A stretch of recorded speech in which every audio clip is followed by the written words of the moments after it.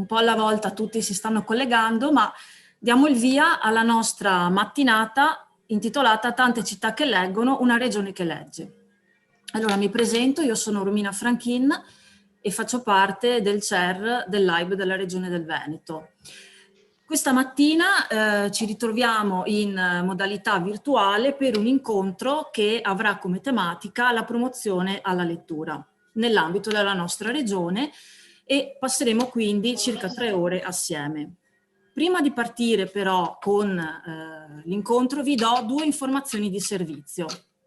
Allora, per quanto riguarda per chi vuole porre delle domande, chiediamo cortesemente che non vengano poste nella chat, ma che vengano inserite nella sezione apposita domande e risposte nella parte bassa al centro dello schermo. Questo ci permetterà di avere un controllo maggiore da parte nostra. Per chi invece segue la diretta dal canale YouTube può fare direttamente i commenti sotto al video. Noi li vedremo e poi selezioneremo le domande. Ultima cosa, per chi ha necessità o desidera avere l'attestato di frequenza della mattinata, potrà mandare una mail al LIBE del Veneto, a veneto@libe.it, e gli verrà mandato il modulo. Bene, iniziamo. Allora, questa mattina, se tutti parteciperanno, dovremo essere circa in 118. Vedo che adesso siamo a 69, quindi consideriamo che alla spicciolata un po' tutti arriveranno e quindi si accoderanno. Comunque, insomma, un buon numero che dimostra anche l'interesse che c'è da parte anche dei colleghi e degli operatori culturali per la tematica della promozione alla lettura e per l'approfondire le buone pratiche che si possono instaurare in questo ambito lavorativo. Allora, l'incontro di oggi doveva svolgersi in presenza, dovevamo essere alla Biblioteca Internazionale Lavinia di Vicenza, ma purtroppo per l'emergenza coronavirus e per i nuovi DPCM abbiamo convertito tutto in via telematica, che forse per alcuni aspetti può essere anche stato positivo, visto comunque l'alto numero di iscritti. Forse qualcuno ha trovato anche più agevole collegarsi e non venire fisicamente. In ogni caso vogliamo ringraziare la rete delle biblioteche vicentine e la dottoressa Zocche per la disponibilità dimostrata per l'organizzazione in presenza dell'evento. Purtroppo non ci siamo potuti vedere, ma confidiamo magari in un futuro prossimo di ritornare a riprendere il filo del discorso, ritornare a Vicenza e magari stringerci la mano come facevamo una volta. Questo incontro avviene in coda a quella che è stata la Maratona di Lettura 2020, una maratona che si è svolta il 25 settembre scorso. È stata una maratona di lettura un po' difficile perché eravamo appena usciti insomma dal lockdown, le biblioteche stanno passando, come tutto il settore culturale, dei momenti di difficoltà organizzativa, insomma non mi dilungo perché lo sapete. Quindi l'organizzazione della maratona è stata difficoltosa. Quel giorno poi non c'è nemmeno stato bel tempo, quindi posso dire in prima persona, io lavoro a Jesolo, che alcuni eventi sono stati purtroppo annullati a causa del maltempo. Come però organizzatori della maratona, quindi come Regione del Veneto, AIB di cui faccio parte, Ufficio Scolastico Regionale, Leggere per Leggere, tutti coloro che hanno collaborato, possiamo dire che il risultato finale è stato comunque ottimo perché abbiamo avuto più di 500 eventi caricati nella nostra piattaforma, a dimostrazione che pur nelle difficoltà però le biblioteche hanno reagito, si sono riorganizzate anche velocemente e comunque un segnale forte alle comunità, alle città lo hanno dato. Quindi, ripeto, pur con tanti dubbi e tante difficoltà, l'evento è comunque riuscito. Niente, direi a questo punto di dare il via ai saluti istituzionali, quindi al primo blocco di interventi, e passo la parola alla dottoressa Valentina Galan, dirigente dei servizi culturali e territoriali della Regione del Veneto, che darà appunto il saluto da parte della Regione. Grazie.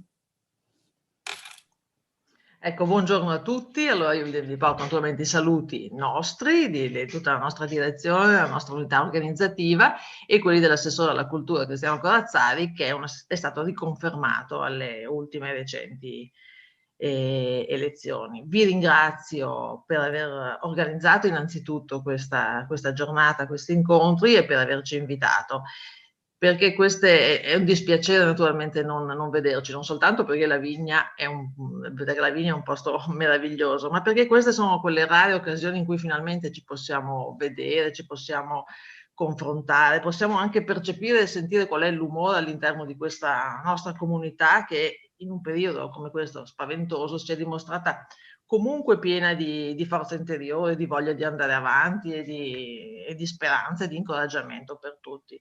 E questo ci fa tutto sommato pensare e credere che il futuro che ci attende possa essere comunque pieno di iniziative, anche e soprattutto qui in Veneto, che è una regione che può comunque vantare alcune eccellenze nell'ambito della promozione della lettura, che sono proprio riconosciute dai progetti come Città che Legge. Quello che come regione noi ci auguriamo, ci aspettiamo e cercheremo a tutti i costi di fare è quello di riuscire a ricostruirci un ruolo, non dico da protagonisti, ma un ruolo comunque centrale o quantomeno più propositivo all'interno della promozione della lettura. Dobbiamo riappropriarci di quello che era il nostro compito istituzionale, e cosa anche che ci permetterebbe di partire da una posizione diversa e più forte all'interno di tutte quelle sfide che ci attendono, e penso soprattutto agli eventuali patti per la lettura che pensiamo di poter fare, e guardando per esempio a quello che è stato sottoscritto dalla Toscana lo scorso anno.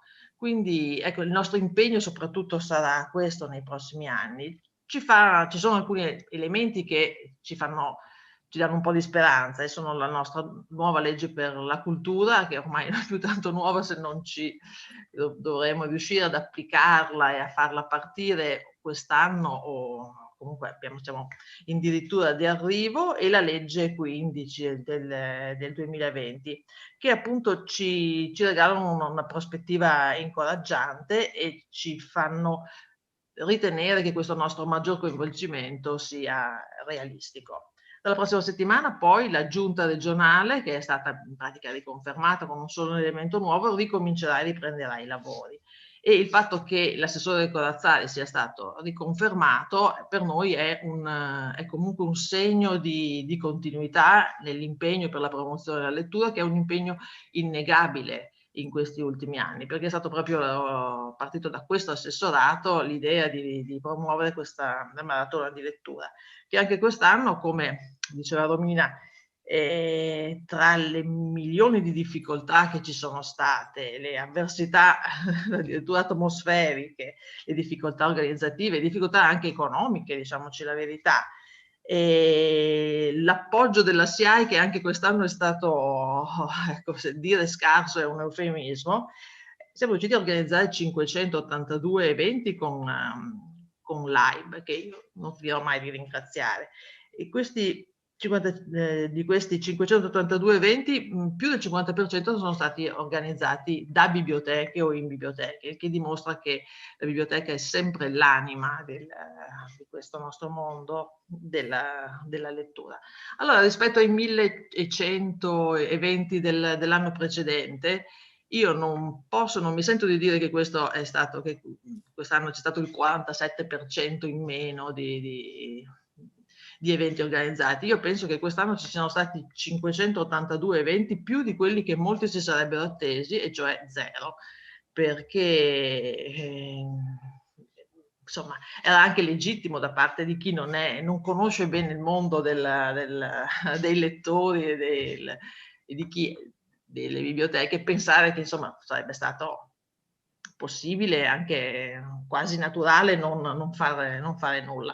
Ma ecco, noi che conosciamo questo mondo sappiamo che la tenacia che anima chi ama la lettura, la forza di volontà, la capacità di resistere e di andare avanti è veramente straordinaria. Quindi io vi ringrazio per l'impegno che avete profuso, vi ringrazio per l'impegno che metteremo tutti insieme per oggi, e auguro un buon lavoro per questa giornata e soprattutto per tutte le giornate che ci attendono. Bene, grazie mille Valentina e grazie per il riferimento al patto della lettura regionale che anche come AIB davvero speriamo si possa realizzare quanto prima. Passiamo adesso la parola al presidente dell'AIB Veneto, Daniele Brunello.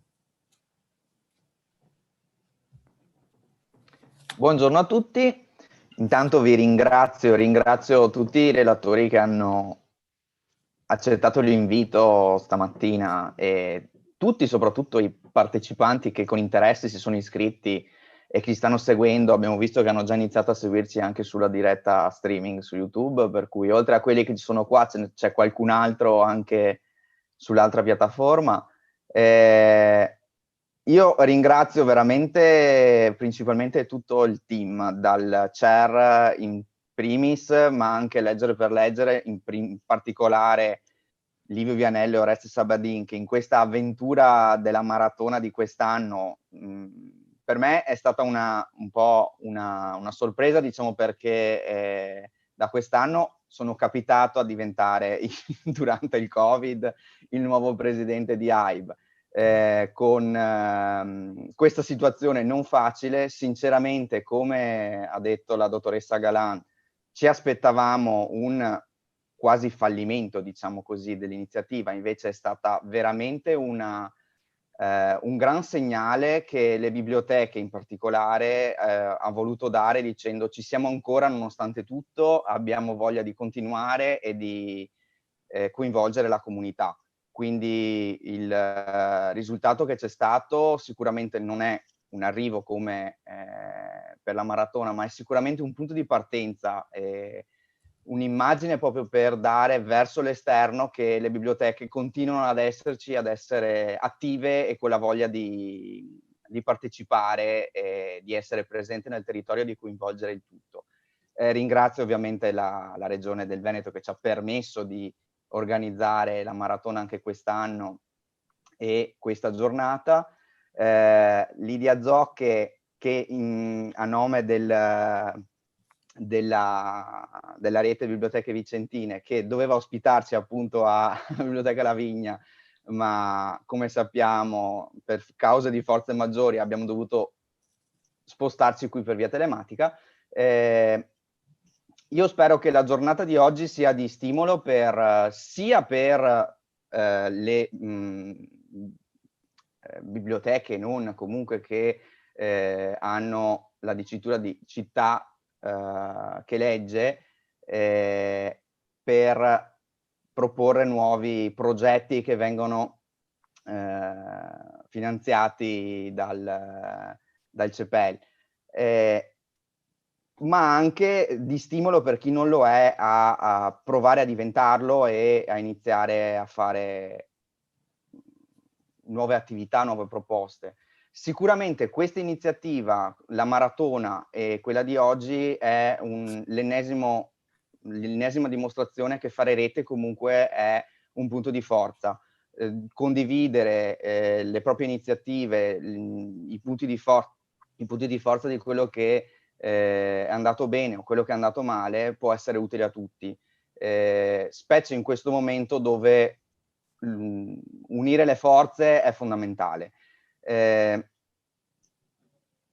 Ovviamente dopo questa prima parte c'è una seconda parte dove ringrazio Gino Roncaglia che ha accettato il nostro invito per fare una riflessione anche per il futuro di quello che è, quello che sarà, diciamo così, il ruolo della lettura e delle biblioteche in questa strana, diciamo così, situazione. Io ringrazio di nuovo tutti, auguro un buon lavoro a tutti e ringrazio Romina che ci farà da collante di tutta questa mattinata insieme. Bene, grazie Daniele. Come diceva, si è insediato come presidente durante il Covid ed effettivamente confermo che il CER Veneto non si è ancora mai trovato in presenza, cioè noi ci riuniamo solo in via virtuale e ci sentiamo per telefono, prima o poi speriamo anche di vederci di persona. Bene, allora adesso passo la parola alla dottoressa Lidia Zocche, responsabile dell'area cultura del comune di Schio, assessore alla cultura del Comune di Due Ville e soprattutto coordinatrice della rete delle biblioteche vicentine. Quindi parola a Lidia. Io non la sento.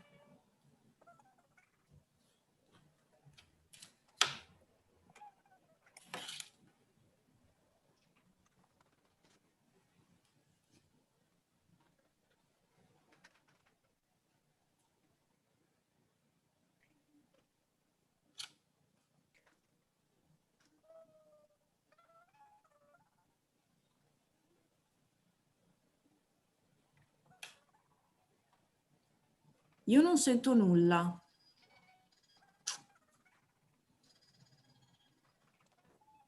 Forse togliendo le cuffie?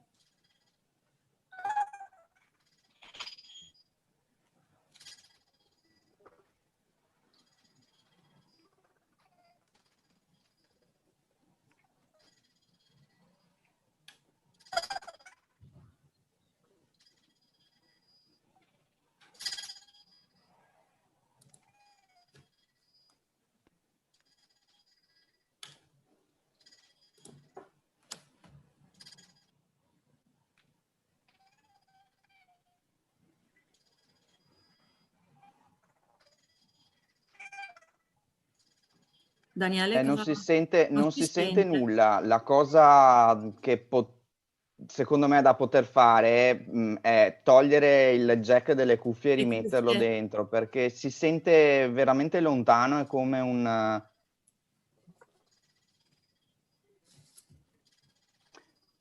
O casomai andiamo avanti e poi riprendiamo?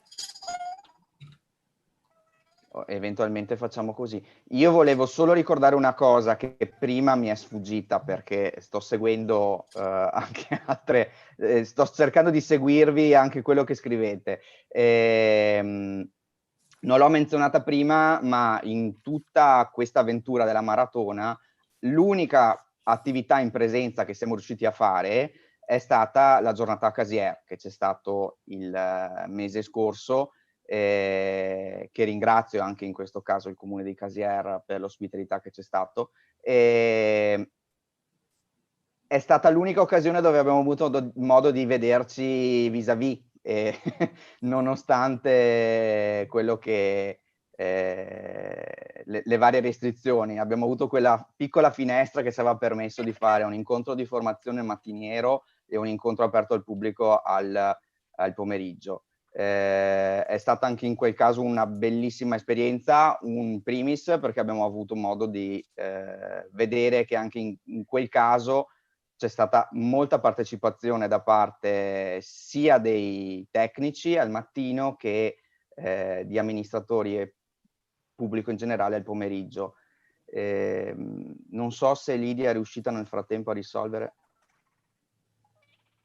No, non si sente purtroppo nulla.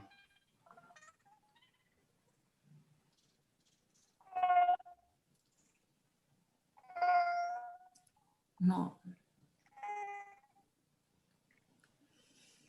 Niente. Andiamo avanti, Daniele, cosa dici? Sì, andiamo avanti, E dopo eventualmente se riesce Lidia a... ce lo dici? Sì. Ok, va bene. Bene, allora passiamo al secondo blocco di interventi, buone pratiche delle città della lettura venete. E per introdurre questa sezione passo la parola a Livio Vianello di Leggere per Leggere che farà una breve introduzione. Vai Livio. Bene, buongiorno a tutti. Ringrazio i partecipanti, sia i relatori che gli 80 che adesso ci stanno seguendo su piattaforma. Sono 4 anni che insieme a Oreste Savadin e con noi Leggere per Leggere organizziamo insieme ad AIB per conto della regione la maratona di lettura e ogni anno pensiamo che sia giusto inserire di solito prima, perché la maratona è il momento finale, inserire dei momenti di riflessione dove le pari, ma più in generale gli operatori della promozione promozione della lettura si incontrano per confrontarsi. C'è questo.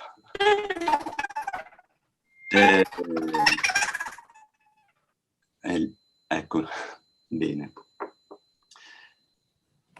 Dicevo, ogni anno organizziamo almeno un incontro sulla promozione della lettura.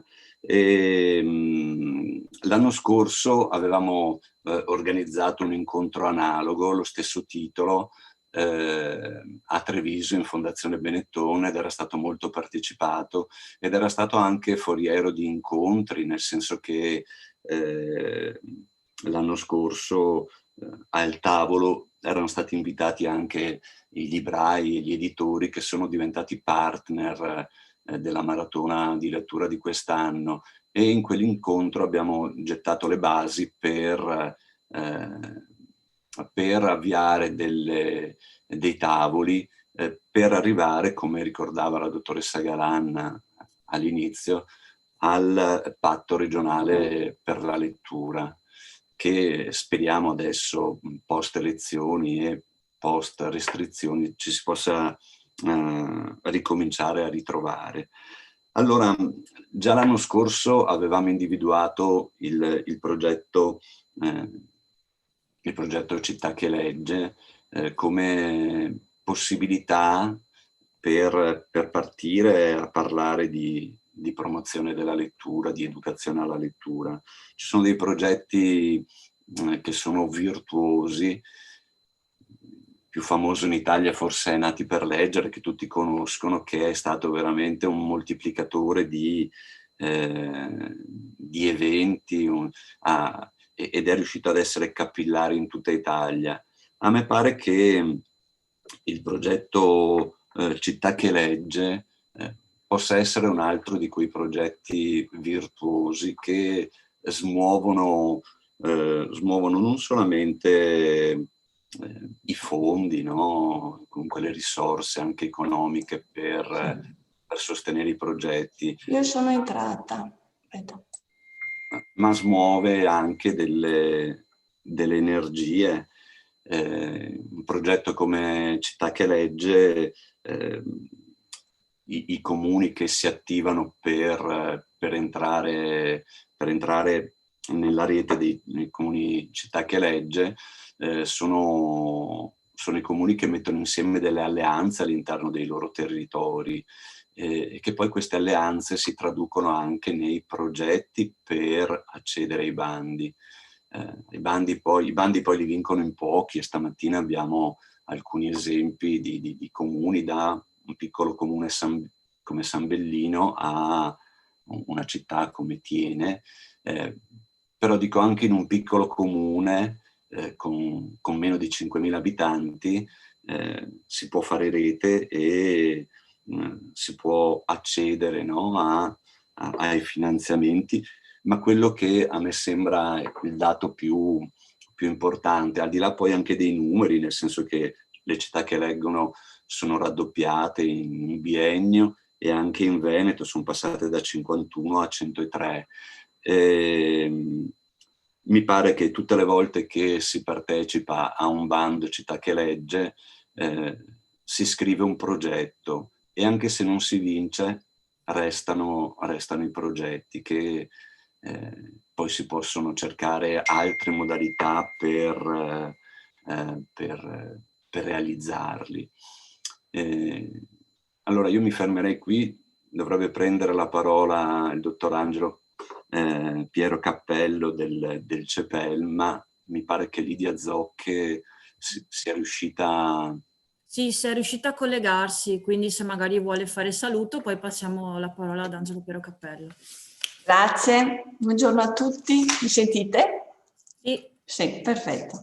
Grazie a tutti i partecipanti e soprattutto agli organizzatori di questo convegno, che ha avuto un percorso un po' accidentato, però finalmente siamo riusciti ad incontrarci. Ovviamente sarebbe stato bello vederci di persona, e lo avremmo fatto, come è stato detto dai miei predecessori, in una biblioteca che è straordinaria e unica al mondo, è appunto la Biblioteca Internazionale La Vigna, che abbiamo l'onore di avere all'interno della nostra rete di biblioteche vicentine che arricchisce notevolmente il nostro patrimonio documentario. Numerose sono le città che leggono anche nella nostra provincia, appunto di Vicenza. Quest'anno sono state 17 e nel Veneto, appunto come diceva Livio, hanno superato il centinaio. E anche significativi sono i progetti di promozione della lettura che sono appunto stati finanziati dal CEPEL. Temo, parafrasando un noto passo di Murakami, che quando la tempesta sarà finita avremo perso un bel po' di utenti nelle nostre biblioteche, un bel po' di lettori. E questo purtroppo dopo tutti gli sforzi che in questi anni sono stati messi in atto da svariati attori, in primis ricordo i bibliotecari, ma gli insegnanti, gli operatori culturali, i volontari. Sono stati anni veramente di impegno e di sforzo, di passione e di condivisione.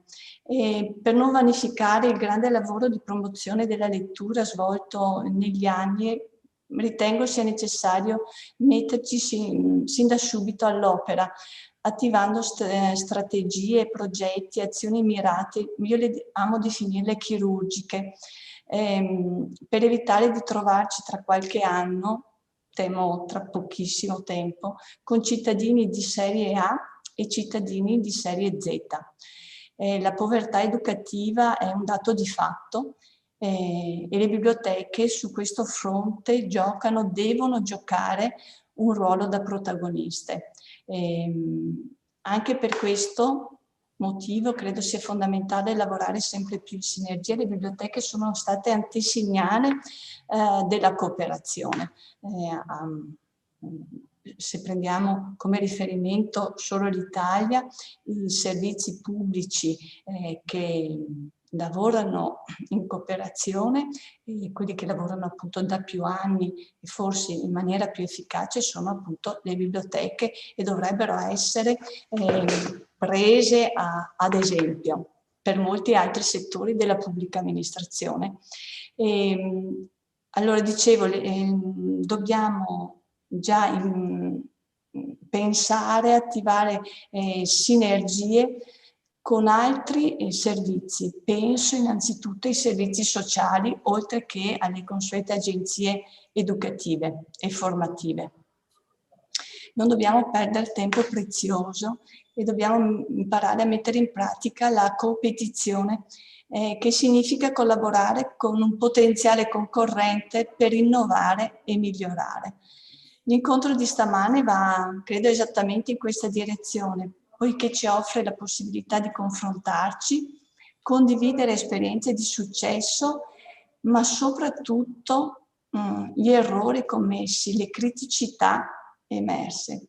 Quindi invito i prossimi relatori a condividere sì i progetti che sono risultati vincitori, ma mettere in evidenza, nel senso di condividere gli errori che sono stati commessi, le criticità che hanno incontrato e che sono emerse cammin facendo, perché sappiamo benissimo che possiamo scrivere un bellissimo progetto, però quando dalla carta, dall'idea progettuale si passa alla pratica, non sempre tutto fila liscio. Lo so che non è piacevole mettere in piazza gli inciampi, ma questo permetterà di far risparmiare tempo prezioso a tutti e anche danare ai nostri colleghi e competitors. Grazie e buon lavoro. Grazie Livia, grazie degli spunti, sottoscrivo tutto quello che hai detto, soprattutto condivido la preoccupazione del calo degli utenti perché lo abbiamo visto tutti ed è veramente preoccupante appunto alla luce anche dei tanti sforzi che le biblioteche hanno fatto nel corso degli anni. E condivido anche molto il punto di aprirsi ad altri servizi per diventare un punto centrale all'interno della comunità e non rimanere relegati in un ruolo secondario, spesso non compreso, insomma. Bene, allora passiamo la parola ad Angelo Piero Cappello, direttore del CEPEL di Roma dal 2019 e niente, diamo l'avvio al suo intervento. Grazie. Grazie, non so se mi sentite, se Sì. il mio collegamento funziona. Sì, allora intanto consentitemi di unirmi al coro dei ringraziamenti che trovo quanto mai opportuni a tutti gli organizzatori, a chi si è impegnato per realizzare lo stesso con forza di volontà un incontro di questo genere, che non nego mi sarebbe piaciuto vedere come dire, dal vivo, perché intanto perché per questioni generazionali preferisco il contatto umano piuttosto che non quello digitale a distanza.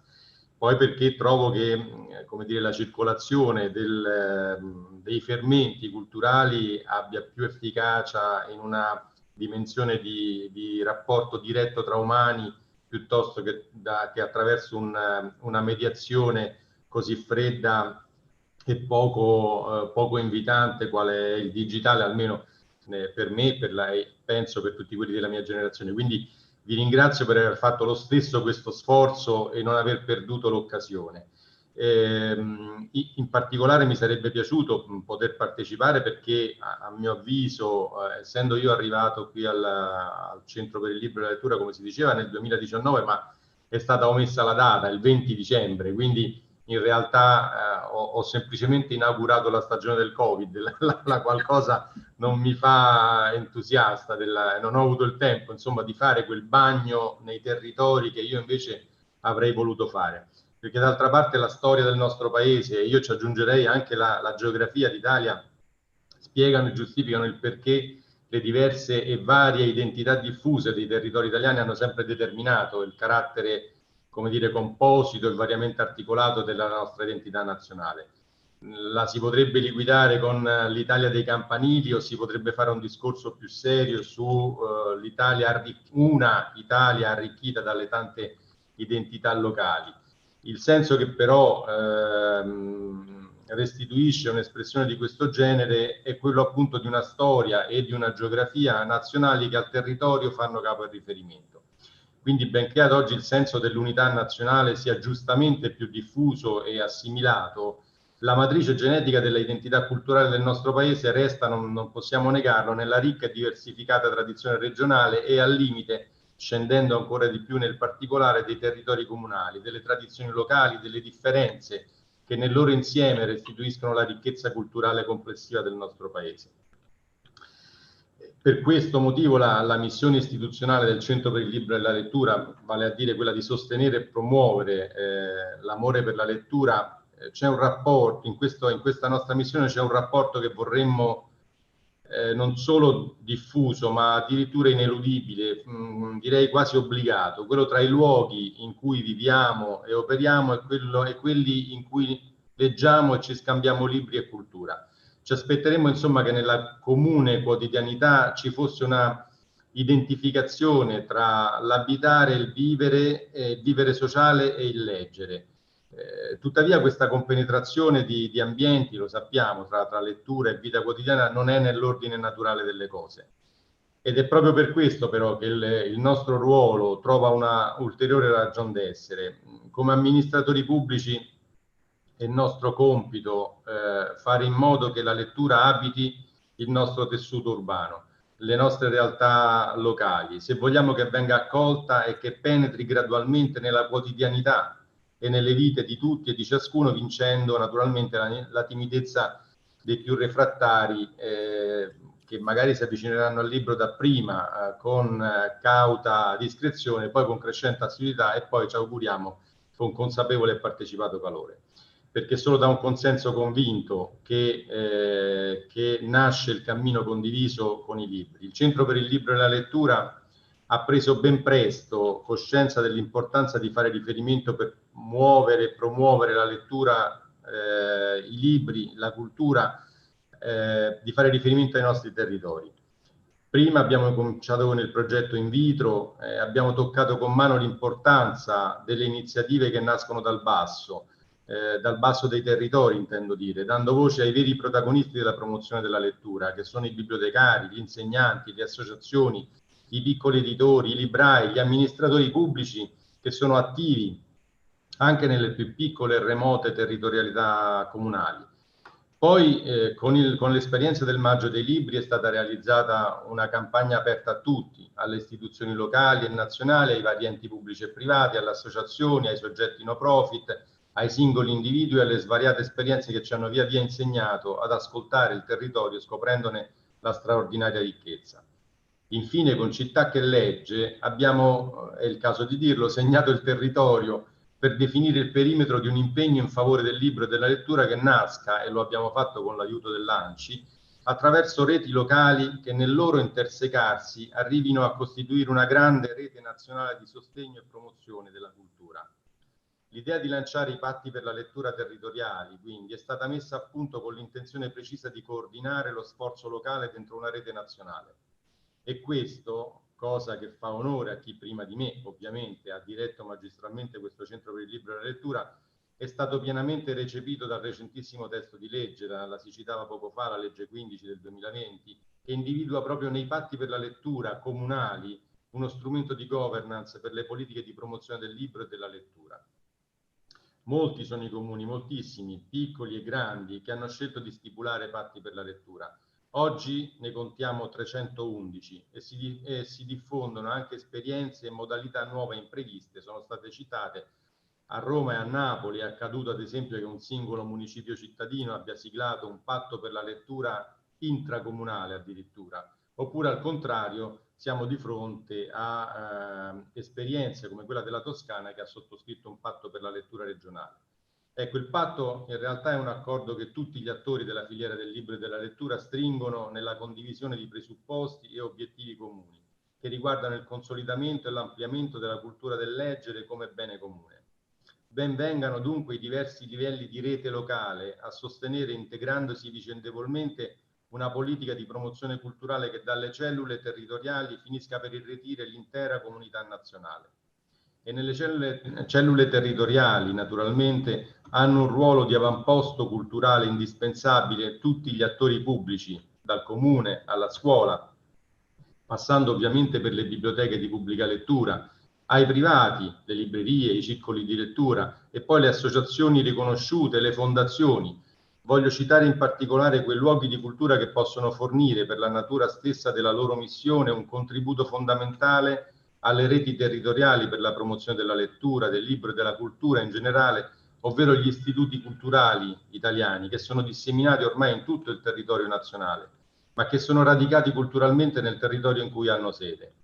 L'obiettivo per noi è infatti sempre lo stesso, non vogliamo accreditare un'idea privata, esclusiva e autoreferenziale della cultura, del libro, della lettura, ma spingere la collettività verso un sapere diffuso e trasversale, democraticamente aperto e distribuito, che aiuti e sostenga il ruolo del cittadino consapevole dentro il quadro di un esercizio pieno e completo della democrazia.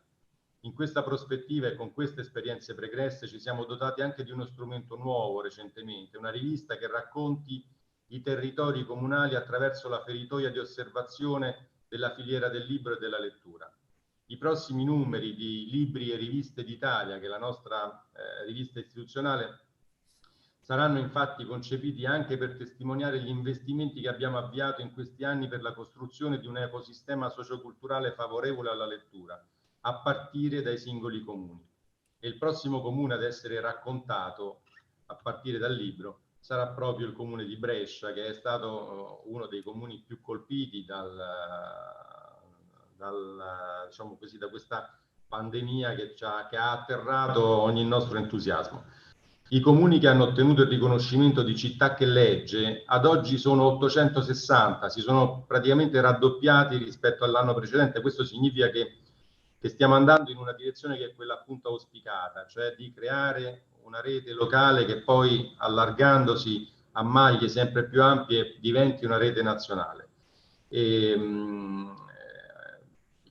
Dicevo che i comuni che hanno ottenuto il riconoscimento di città che legge per le caratteristiche del proprio patrimonio infrastrutturale, sociale, culturale e produttivo fanno parte di una rete aperta e inclusiva che rappresenta l'ossatura di tutti gli interventi che il Centro per il Libro e la Lettura dedica al territorio, alle sue energie, alla sua varietà, alla sua bibliodiversità.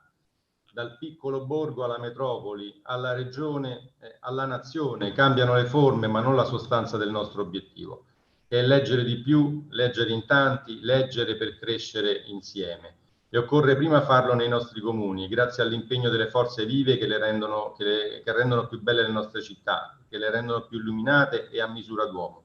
Centri di una cultura che sia davvero radicata e diffusa a partire dai comuni e dalle regioni, che sono davvero la nostra più vivace e ricca risorsa identitaria. Quindi io per queste ragioni ripropongo un deciso, sentito ringraziamento a tutti quanti, ai comuni, alla regione, a tutti coloro i quali, protagonisti e meno, si sono dati da fare per poter intanto realizzare progetti, intanto iscriversi alla rete delle città che leggono, che diventerà, diciamo così, a breve la rete fondamentale sulla quale costruire un progetto di promozione del libro e della cultura in tutto il territorio nazionale, e soprattutto a tutti quei comuni singoli o aggregati che hanno sottoscritto i patti per la lettura, perché i patti per la lettura sono lo strumento che anche la legge, appunto, entrata in vigore purtroppo in un periodo difficilissimo, però ci costringe a misurarci con una progettualità che stavolta diventa obbligata, nel senso che se prima il patto per la lettura è stato semplicemente un esperimento, per quanto ben riuscito e ben indirizzato, adesso è uno strumento di legge. Anzi, più che uno strumento di legge, è uno strumento che la legge ci mette a disposizione per la governance di questa progettualità di lungo termine, e siamo sicuri che proprio i patti per la lettura ci consentiranno di porre un elemento fisso dal quale partire per realizzare un progetto, appunto, di condivisa e capillare promozione del libro e della lettura. Grazie quindi dello sforzo che avete fatto, grazie per quello che continuate a fare. Noi, nei limiti delle nostre possibilità, saremo sempre al vostro fianco. Grazie. Bene, grazie a lei, direttore, per il suo intervento e soprattutto per aver sottolineato il ruolo ancora una volta del patto della lettura, che diventa uno strumento fondamentale all'interno appunto della governance e diventa un percorso, nel momento in cui viene sottoscritto, quasi insomma un impegno che anche l'amministratore locale si prende, e quindi non più la promozione della lettura è solo un impegno, un'idea che ha il bibliotecario, ma diventa un obiettivo condiviso anche dai vari settori componenti la comunità. Bene, adesso passiamo la parola a Filippo Reverenna, responsabile della Biblioteca Civica di Tiene, un comune di circa 28.000 abitanti, che ci racconterà la sua storia di vincitore di bando Città che Legge. Buongiorno, mi sentite? Perfetto. Allora, vi racconterò, come si diceva, semplicemente quella che è stata la nostra esperienza in questi anni, quella che potremmo definire, un po' scherzosamente, un lungo inseguimento che poi è andato a buon fine. Tutto nasce nel maggio del 2017, quando ospitiamo nella nostra biblioteca, e lo facevamo spesso in quegli anni, uno spettacolo teatrale, cioè delle iniziative diverse che portavamo all'interno dei nostri luoghi, in mezzo ai libri, per provare a vedere che effetto faceva portare la città e portare anche associazioni, gruppi e persone di altro tipo all'interno dei nostri spazi. Ospitiamo uno spettacolo del titolo Processo al Libro, uno spettacolo teatrale messo in piedi dai ragazzi del liceo della nostra città, e più precisamente scritto anche per la regia di uno di loro, ed è una riflessione, è stata una riflessione sui valori della lettura in un periodo storico, così diceva la scheda di presentazione, che vede un continuo calo di lettori. Quindi, come dire, proprio una riflessione nei termini più esatti. Uno spettacolo quindi che mette in scena un processo dove le parti in causa sono da un lato il libro e dall'altro le nuove tecnologie. Ebbene, questo spettacolo molto bello riceve la menzione speciale dal Centro per il Libro, e quindi ci spinge anche a metterci in gioco, a provare altri bandi, altre situazioni. Partecipiamo perciò al bando del 2017, che si intitolava Progetti di educazione alla lettura espressiva ad alta voce, e prevedeva il coinvolgimento delle scuole primarie e delle scuole secondarie di primo grado. Noi presentiamo un progetto che si intitola Alza la tua voce, un libro ti ascolta, e semplicemente partiamo da quello che già facevamo, cioè i rapporti con le scuole cittadine, in particolar modo con gli insegnanti delle scuole primarie, e poi con le attività di alcune nostre lettrici volontarie. Esisteva nella nostra città un gruppo intorno alla biblioteca che dal 2008 proponeva lettura ad alta voce soprattutto per i bambini più piccoli. Quindi inseriamo il progetto all'interno degli eventi che in parte già avvengono in città, ma partiamo dal basso, da quello che noi facevamo e da quel che si faceva in nostra città. Lo facciamo con una sorta di leggerezza, di fantasia, anche di creatività, ma soprattutto molto giocosamente. E come diceva prima Lidia, anche per spiegare o per sottolineare la criticità, forse con una leggerezza anche eccessiva, nel senso che a un certo punto il problema per noi fu valutare anche l'ammontare e la suddivisione delle spese, cioè capire in mancanza di esperienza o con il limite dell'inesperienza come fare a valutare bene questi elementi. Ad ogni modo, la nostra prima partecipazione ci vede arrivare secondi nell'area geografica Nord Italia, alle spalle di Nichelino, e perdere probabilmente il finanziamento perché non avevamo sottoscritto ancora il patto cittadino per la lettura. Sono quei 5 punti che probabilmente ci mancano per ottenere il finanziamento. Da un lato quindi c'è una sorta di rammarico, ma dall'altro anche da parte mia un certo sollievo, perché la sensazione era proprio di non essere ancora pronti a fare una cosa di questo tipo, cioè strutturata e sistematizzata in questo modo, con un percorso della durata di circa un anno. Ad ogni modo riproviamo l'anno successivo, nel 2018, il titolo, come ricorderete, è Realizzazione di attività integrate per la promozione del libro della lettura, e quindi il campo d'azione si allarga a quei luoghi e a quei soggetti che sono presenti nel territorio e che noi solitamente in biblioteca magari con cui abbiamo rapporti sporadici ma non sistematici. Mi riferisco in particolar modo alle persone affette da disabilità o da fragilità varie e agli operatori che lavorano all'interno di questi ambiti. Mi riferisco alle case di riposo, alle residenze per anziani, quindi a quei luoghi che, per quanto riguarda la nostra esperienza, noi conoscevamo solo in parte attraverso alcuni operatori o attraverso alcuni di loro che frequentavano i nostri spazi. Quindi l'idea è di mettere, come dire, insieme e di costruire a tavolino qualcosa su misura, cercando di partire sempre dalle esperienze, quindi dal basso, e ogni volta aggiungere un tassello sempre di più e soprattutto cominciare a relazionarsi, a stendere i contatti, ad avere contatti con quel mondo, quei mondi che conoscevamo meno bene. Scopriamo naturalmente un mondo interessantissimo e in quel senso presentare il progetto significa lavorare sulle varie sezioni, cercare, come si dice adesso un po' pomposamente, di costruire una narrazione suggestiva, cioè di creare proprio una storia interessante che in qualche modo faccia breccia nei valutatori e possa far sembrare il progetto ovviamente interessante, concreto, efficace. Si tratta quindi di creare una sintesi efficace delle idee, di lavorare a togliere, unire, spostare concetti, levare, cambiare, sintetizzare. Insomma, è stato un lavoro ed è un lavoro di questo tipo che si fa. Noi l'abbiamo fatto, io ne ero particolarmente soddisfatto e pensavo che avessimo costruito un progetto con le caratteristiche giuste. Il progetto invece si piazza al 15° posto, vengono finanziati i primi 6 e quindi la domanda che ci siamo fatti in quel momento, visto che ci pareva che fosse un progetto interessante, era dove stavano gli errori commessi, cioè dove abbiamo sbagliato. E poi la seconda domanda era, ma questi progetti che sono stati premiati, li possiamo leggere? Possiamo capire chi ha vinto e quindi capire quali sono i progetti ritenuti meritevoli di finanziamento e cosa manca al nostro in questo senso? Allora la domanda che io feci al Centro per il Libro era di poter leggere questi progetti, ma la risposta fu negativa, nel senso che mancava l'autorizzazione dei comuni interessati. Però dal Centro per il Libro mi arrivò un documento che poi si rivelò fondamentale, che era la scheda di valutazione della nostra proposta progettuale. Perché fondamentale? Perché ci consentiva di capire esattamente dove eravamo carenti, quindi dove avevamo ottenuto dei punteggi nelle varie sezioni semplicemente sufficienti ma non eccellenti, visto che comunque serviva l'eccellenza per poi finire ai primi posti. Da lì cominciò una ricerca in internet per vedere se riuscivo a trovare i progetti vincitori. E sarò sempre grato ai colleghi di San Martino Buonalbergo per aver messo il loro progetto esecutivo in rete.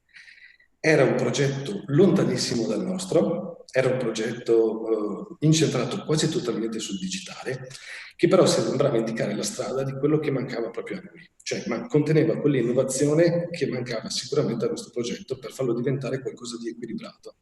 E lì poteva essere interessante lavorare per miscelare in modo più equilibrato e più corretto e in modo efficace il supporto digitale con l'oggetto tradizionale. Questo è stato poi, come dire, abbiamo lavorato in questo senso. Cercando i progetti, oltre a quello di San Martino Buonalbergo, e cercando gli altri progetti premiati, non ho trovato gli altri progetti esecutivi, però trovavo naturalmente delle notizie, fonti giornalistiche oppure approfondimenti, qualcosa che i comuni avevano pubblicato.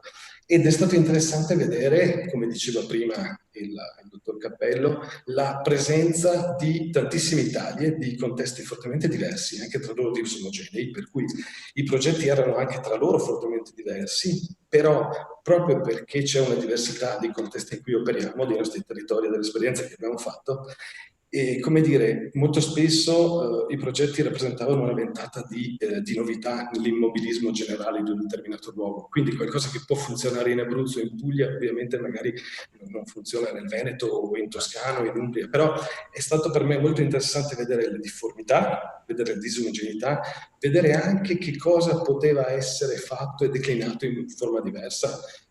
Ho visto che in parte il progetto dell'Umbria del 2018, come dire, per alcuni aspetti assomigliava anche al nostro, quindi mi piaceva vedere come poi casualmente arrivi a comporre o a lavorare negli stessi ambiti.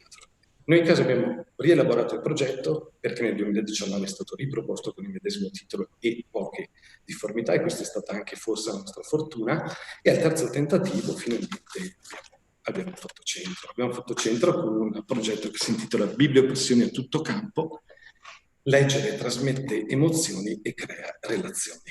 Quindi sottolineando proprio questi due aspetti, la trasmissione delle emozioni e la creazione di relazioni, quindi la presenza anche della lettura in senso fisico e non solo digitale, come si sottolineava. Ovvero, il concetto di base è che la lettura e leggere è un'esperienza individuale, ma che può essere anche un'esperienza collettiva, può essere un'esperienza comunitaria e può essere un'esperienza di condivisione con gli altri. Noi l'abbiamo imparato a passo perché l'abbiamo imparato nel nostro lavoro in questi anni, l'abbiamo imparato con le persone con cui abbiamo lavorato spesso.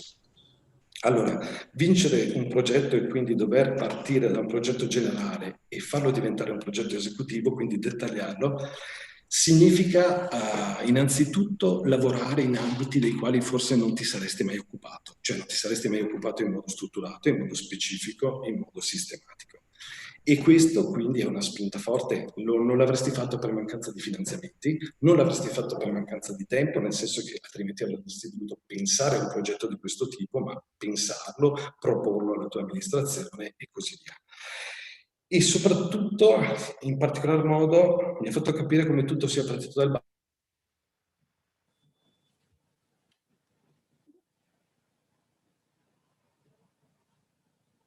Io non lo sento più. Bloccato. Perché è una comunità di cui si sente parte attiva. Questo è stato importante. Io ricordo che alcune lettrici volontarie, noi abbiamo lavorato molto con i lettori volontari, e che alcune lettrici volontarie ritenevano la biblioteca cittadina proprio uno spazio importante, uno spazio pubblico da preservare e un luogo proprio da valorizzare, un luogo che sentivano proprio, e questo molti cittadini ce l'hanno detto, ed è stato forse la cosa più bella, la cosa più interessante. Molto sinteticamente, allora, il nostro progetto lavora su ambiti e su target diversi. Ovviamente si parte dai bambini più piccoli, ai ragazzi della scuola media inferiore, scuola primaria, agli adolescenti con una serie di iniziative di altro tipo, e poi alle categorie, come dicevo prima, più fragili, più deboli, come possono essere utenti con affetti da disabilità, anziani, donne straniere. Quindi abbiamo messo insieme molte cose, e soprattutto gli interventi sono di tipo formativo, di tipo laboratoriale, di acquisizione di supporti, quindi di attrezzature di tipo tecnologico, e anche bibliografico. È, come diceva Livio Vianello, un progetto mondo, nel senso che è composto da tantissime cose diverse, da una sorta di puzzle che va ad incastro, e nell'insieme porta esperienze di tipo diverso, alcune che già conosciamo e abbiamo rielaborato, e altre che stiamo tentando di sperimentare o tenteremo di sperimentare, perché questa è l'occasione per provare qualcosa di nuovo e vedere se poi funzionerà anche nei prossimi anni. I contatti, dicevo, alcune cose sono partite, le facevamo già, altre sono nate da un rapporto consolidato con la scuola primaria e con gli insegnanti, con le operatrici dell'ULSS per i progetti dell'ufficio vaccinazioni, di Nati per leggere, ma taluni contatti sono nati casualmente proprio per l'opportunità di fare qualcosa insieme dopo l'approvazione del progetto. Abbiamo scoperto l'esistenza di associazioni, di gruppi, di cui io sinceramente in città neanche sapevo l'esistenza. C'è un'associazione che si chiama Ritrovarsi ed è un gruppo di mutuo aiuto nato attraverso la lettura, quindi persone affette da fragilità che si ritrovano settimanalmente e che ora una volta al mese lo fanno in biblioteca, in questo luogo che imparano a conoscere piano piano. Ma così abbiamo anche conosciuto moltissime altre persone, moltissime altre realtà. E un'altra cosa interessante è stata che dal momento in cui abbiamo fatto la domanda di partecipazione al momento in cui è stato presentato il progetto esecutivo, comunque ancora in epoca pre-Covid, i nostri interlocutori molto spesso sono cambiati. È impressionante il numero di esercizi commerciali che chiude i battenti o cambia i referenti, e così come anche le associazioni e i gruppi cambiano i referenti, cambiano le persone in pochissimi mesi. Adesso questa cosa è ancora più evidente, però per me è stato sorprendente. La nostra città ha 24.000 abitanti e comunque c'è un fermento continuo, un ricambio continuo. Questo ha fatto sì che dal momento della domanda alla fase di esecuzione noi abbiamo cambiato e rimodulato anche molto spesso i nostri referenti, siamo stati costretti a farlo prima per questo aspetto, ma poi anche per ovviamente l'emergenza sanitaria che ci costringe a non entrare nelle case di riposo. Lì stiamo portando solo i materiali per il momento, soprattutto quelli bibliografici, ma non possiamo entrare per fare le letture ad alta voce, per fare le nostre attività con i lettori volontari, perché le aree di intervento del nostro progetto prevedono dei percorsi di formazione per lettori volontari sia di base che specialistico, quindi con i ragazzi delle scuole superiori nel progetto di PCT ex alternanza scuola-lavoro, con i ragazzi che fanno il servizio civile presso di noi, con mamme straniere che leggono ai bambini, con le nostre volontarie. E quindi voglio dire, è molto ampio il tipo di intervento. Allora abbiamo la necessità di rimodulare, come dicevo, non si entra in questo momento nelle case di riposo e non sappiamo quando lo faremo, ma speriamo di farlo almeno in primavera. E i ragazzi e le persone che frequentano i centri diurni, quindi affetti da disabilità o da fragilità, non possono venire in biblioteca insieme agli operatori, e quindi anche questo è un vincolo, perché abbiamo previsto laboratori, percorsi di conoscenza e di lettura da fare insieme. In pratica è uno slalom tra le opportunità che ancora abbiamo e i vincoli con cui dobbiamo fare i conti. Abbiamo cercato, il progetto è stato approvato formalmente, la prima tranche di finanziamento ci è arrivata in agosto, ma noi, e doveva essere fatto a maggio, ma noi abbiamo iniziato comunque a maggio e giugno a lavorare su ciò che potevamo intanto fare per sfruttare l'estate, perché il progetto era costruito anche intorno ad alcune attività da fare nei parchi, nel territorio cittadino, nei quartieri. Abbiamo fatto una bellissima lettura per bambini nell'aeroporto turistico della nostra città, all'interno di un hangar dove c'erano aerei di circa 100 anni fa, 50 anni fa. È stata un'esperienza bellissima, ma soprattutto abbiamo avuto un riscontro, un po' perché c'era la voglia di condividere certe emozioni insieme da parte delle persone quando eravamo nei parchi, quindi c'è stato un grande apprezzamento per alcune di queste attività che abbiamo comunque fatto finché siamo riusciti a farle, cercando, come dicevo, di sfruttare il momento giusto, perché tra luglio e settembre siamo riusciti a lavorare ancora molto bene. Ora siamo stati un po' a rimodulare, a rivedere. Il mio augurio è naturalmente che si possa avere, cioè il progetto dovrebbe il nostro finire nella primavera del 2021, ma io mi auguro che riusciamo ad avere alcuni mesi ancora per poterlo terminare dopo l'estate, perché naturalmente non so quando potremo entrare in certi luoghi.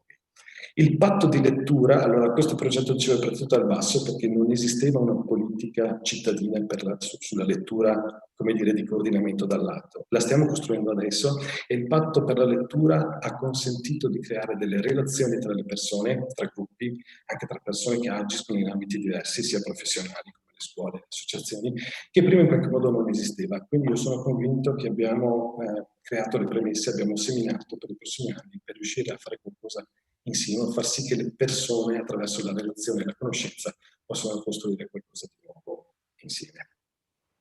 Il progetto è disponibile, visibile, nella sezione della biblioteca di Thiene del nostro OPAC Biblio in Rete, perché memore dell'esperienza di San Martino Bruno Albergo, chi lo volesse leggere o scaricare può farlo, vederlo nel dettaglio, perché a noi quello di San Martino Bruno Albergo è stato veramente molto, molto utile.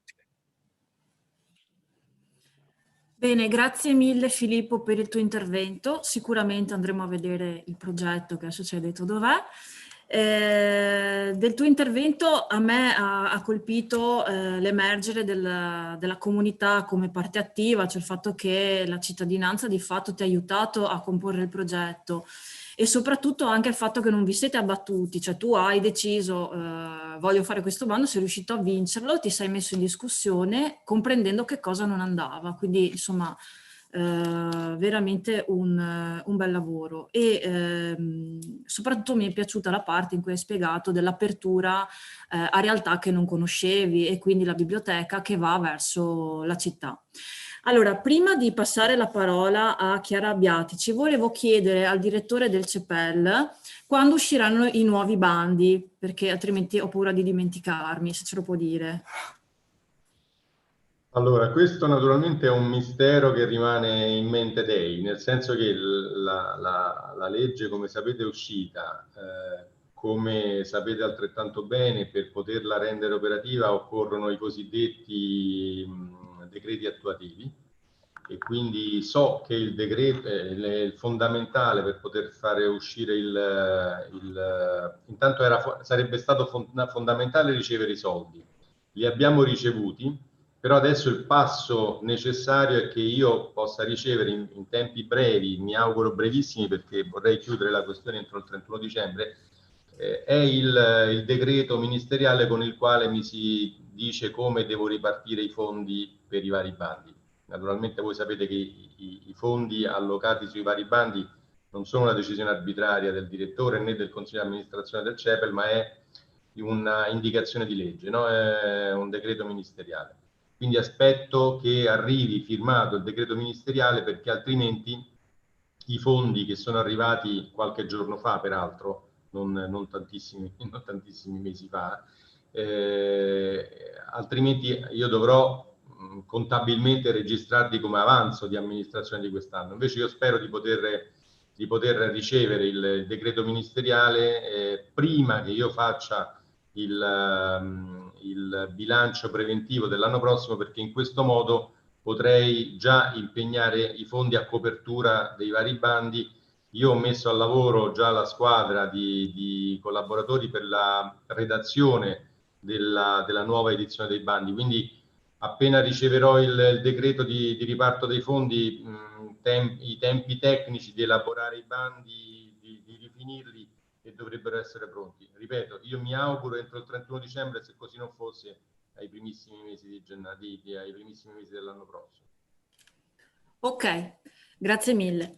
Passiamo la parola adesso a Chiara Abbiatici, consigliera comunale con delega alla famiglia e alle politiche giovanili del comune di Motta di Livenza, già assessore alla cultura quando il comune vinse il bando Città che legge. La parola a Chiara Abbiatici. Sì, buongiorno a tutti, ringrazio intanto da parte dell'amministrazione comunale per l'invito a questo webinar. Noi abbiamo diversi motivi per essere orgogliosi in questo momento, ci hanno riconfermato comune Città che legge e ci siamo aggiudicati il bando Città che legge 2019 a cui partecipavamo per la prima volta. Volevo un attimo contestualizzare, noi siamo un comune di poco più di 10.000 abitanti, abbiamo asili con una presenza di circa 250 bambini, la scuola primaria che conta 600 ragazzi, la scuola secondaria di primo grado ne conta 300, abbiamo istituti superiori, 3 in particolare, un liceo scientifico, un tecnico, un professionale, una biblioteca, associazioni, numerosissime associazioni di volontariato, associazioni culturali e molto altro. Per quanto riguarda il bando Città che legge 2019, ecco, lo stesso è stato elaborato da un gruppo di lavoro della scuola primaria, in particolare da un gruppo di insegnanti. Dove è stata secondo noi la chiave che ci ha permesso di vincere al primo colpo il bando? Il progetto, così come era presentato, era diciamo ben fatto, indubbiamente ben fatto, però è anche vero che purtroppo i bandi sono anche una questione di numeri. La scuola ci ha chiesto il supporto, noi abbiamo visionato il progetto in collaborazione, qui lo devo dire, degli uffici comunali che spesso e volentieri hanno più esperienza nella partecipazione dei bandi, e pur mantenendo la proposta progettuale così come c'era stata presentata dagli insegnanti, l'abbiamo, diciamo, adattata a quelli che erano i criteri di valutazione del bando. In particolare, e grazie anche al patto per la lettura, abbiamo visto il coinvolgimento di diversi operatori e la collaborazione tra gli stessi, che tra parentesi con la maratona di lettura questo ci ha consentito, nonostante le difficoltà organizzative della biblioteca, di far sì che i singoli operatori già coordinati tra di loro potessero comunque portare avanti le iniziative previste dalla maratona di lettura. Quindi anche il patto di lettura è stato fondamentale in tal senso. Comunque la proposta progettuale, che vedeva inizialmente il coinvolgimento di comune, scuola primaria e casa di riposo, è stata ampliata a tutta una serie di soggetti facenti parte del territorio stesso, e questa secondo me ci ha fatto diciamo, acquisire un punteggio maggiore, e forse è stata la chiave che ci ha consentito di vincere il bando. Volevo anche sottolineare l'importante investimento tecnologico che il bando ha fatto da propulsore. Noi abbiamo inserito all'interno del bando l'acquisto di LIM e di PC, ovviamente per una minima parte, però questo ci ha consentito poi di dar via ad una serie di investimenti tecnologici che si sono rivelati lungimiranti e oggi servono più che mai, e che ci consentono di sviluppare la proposta progettuale del bando anche a distanza. Penso per esempio alle letture animate che erano previste in casa di riposo, queste le faremo a distanza con i ragazzi. Potrebbe, sentivo prima la biblioteca di Thiene, il fatto di non lavorare in presenza soprattutto in questo momento rappresenta un forte ostacolo. Ecco, noi insomma siamo riusciti a superarlo grazie a investimenti importanti che abbiamo inserito all'interno del bando. Abbiamo previsto sempre all'interno del bando il monitoraggio continuo delle attività, quindi con una fase ex ante preparatoria, una fase in itinere e una fase ex post, dove consegneremo ai ragazzi e ai vari operatori coinvolti dei test di gradimento per capire anche eventualmente possibili interventi nel futuro. Questo perché noi vogliamo dare continuità al progetto. Prima la dottoressa Galan parlava di continuità nell'impegno della promozione della lettura. In questo progetto c'è, perché l'obiettivo del progetto che abbiamo inserito nel bando è quello di approfondire i temi dell'Agenda ONU 2030. I punti scelti per quest'anno sono lotta al cambiamento climatico, vita sulla terra e vita sott'acqua. Ma questo ci consente di dare continuità al progetto negli anni futuri seguendo un filone tematico ben preciso. Quindi non ci fermeremo con il progetto fino a maggio 2021, ma adesso continuerà con temi già previsti. E questo secondo me è il secondo punto fondamentale che ci ha fatto portare a casa il bando. Quindi io mi sento di consigliare a chi prova continuamente a vincere questo bando, che è veramente una risorsa per sviluppare la cultura non solo all'interno delle scuole, ma anche proprio in tutto il territorio, anche in associazioni che magari difficilmente possono essere coinvolte. È quello di leggere attentamente i criteri del bando, che spesso danno la chiave e la soluzione, perché io posso avere il miglior progetto del mondo, ma se non vado a sviluppare in maniera precisa i vari criteri previsti dal bando, purtroppo, come dicevo prima, è una questione di numeri e questo mi impedisce poi di sviluppare progetti che veramente fanno bene al territorio e fanno rete. Il nostro progetto si chiama Amico Libro, Amica Natura per quest'anno. prevede tutta una serie di attività all'interno delle scuole principalmente che abbiamo già iniziato e che sono in corsa, per poi concludersi in un evento finale a maggio che faremo all'aria aperta, Covid permettendo. Eventualmente vediamo di farlo singolarmente, vedremo le modalità con cui ci consentono di farlo, se non si potrà fare in presenza, ci ragioneremo più avanti. Prevede diverse attività, dal teatro con esperti proprio chiamati sui temi, a lavorare sui temi del bando, in cui chiameremo a partecipare anche gli istituti superiori presenti nel territorio. Quindi ringrazio il CEPEL per questa grande opportunità che ci è stata data, ringrazio a nome di tutta la comunità. Daremo visibilità al progetto in una pagina Facebook dedicata e che stiamo col tempo implementando. Io non mi dilungherei molto, se ci sono delle domande volentieri rispondo. Grazie. Grazie a Chiara Abbiatici, le domande le lasciamo poi alla fine, ma intanto le potete fare.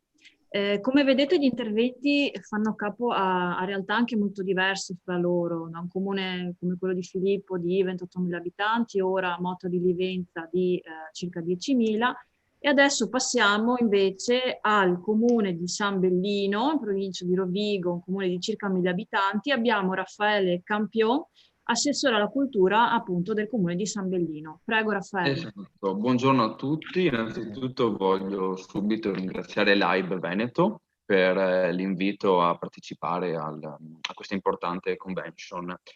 Io parlerò un po' dell'esperienza del nostro comune, che ci ha portato appunto nella rete di Città che Legge e anche a vincere il bando per le attività di promozione. E innanzitutto, appunto, come accennato prima nella presentazione, San Bellino è un piccolo comune della provincia di Rovigo e siamo poco più che 1.000 abitanti, ma molto attivi dal punto di vista delle realtà culturali. Il nostro comune ha vinto, si è aggiudicato il titolo di Città che Legge nel biennio 2018-19, con la riconferma nel 2020-2021.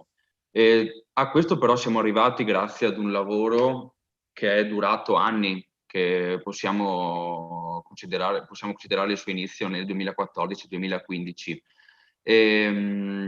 Nonostante appunto l'essere un piccolo comune, abbiamo puntato fin da subito sulla promozione della biblioteca nel panorama di San Bellino. Siamo riusciti ad aprire, dopo moltissimi anni di chiusura, la biblioteca, che fin dai suoi primi giorni di apertura al pubblico è stata subito sentita come un bene comunale, come un bene di tutti quanti i cittadini. In un paese piccolo come il nostro, la biblioteca non è solamente quel luogo dove i cittadini ovviamente possono fruire dei servizi bibliotecari, che tra l'altro nel numero di utenti di prestiti sono sempre aumentati di più, sino naturalmente alla contrazione fisiologica di quest'anno del 2020 a causa delle chiusure legate all'emergenza sanitaria. Quindi una realtà che ha lavorato bene fin da subito, grazie anche alla collaborazione con dei bibliotecari professionisti, ma che allo stesso tempo ha avvicinato i cittadini alle realtà culturali, proponendo anche degli incontri, dei momenti di riflessione e condivisione che andassero oltre alla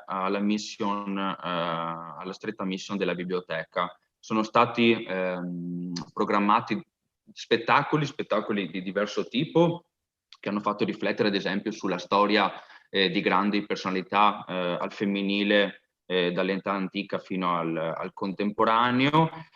Abbiamo organizzato anche incontri quali aperitivi in lingua, dove i cittadini stranieri del comune potevano dialogare con gli altri abitanti, in una giornata così imparare un po' i rudimenti di alcune lingue come il tedesco, lo spagnolo, l'indi, e altre serie di attività, ad esempio con le scuole, tutte con l'obiettivo di rendere vivace la biblioteca. Ciò quindi ci ha portato nel 2018 a partecipare al bando per la qualifica, grazie alle attività realizzate quali Libriamoci e il Maggio dei Libri siamo riusciti ad essere inseriti nell'elenco, e abbiamo quindi lavorato al fine di poter definire e attuare un patto per la lettura che fosse calato sulla nostra realtà comunale. Un patto quindi per una realtà appunto di 1000 abitanti, non per una città grandi come lo possono essere tra l'altro quelle che hanno già portato l'esperienza oggi. Nel patto abbiamo coinvolto le realtà scolastiche con le quali già collaboravamo, la scuola dell'infanzia, la scuola primaria. Abbiamo lavorato con il centro giovani e anche con un'eccellenza del nostro territorio che è una vetreria d'arte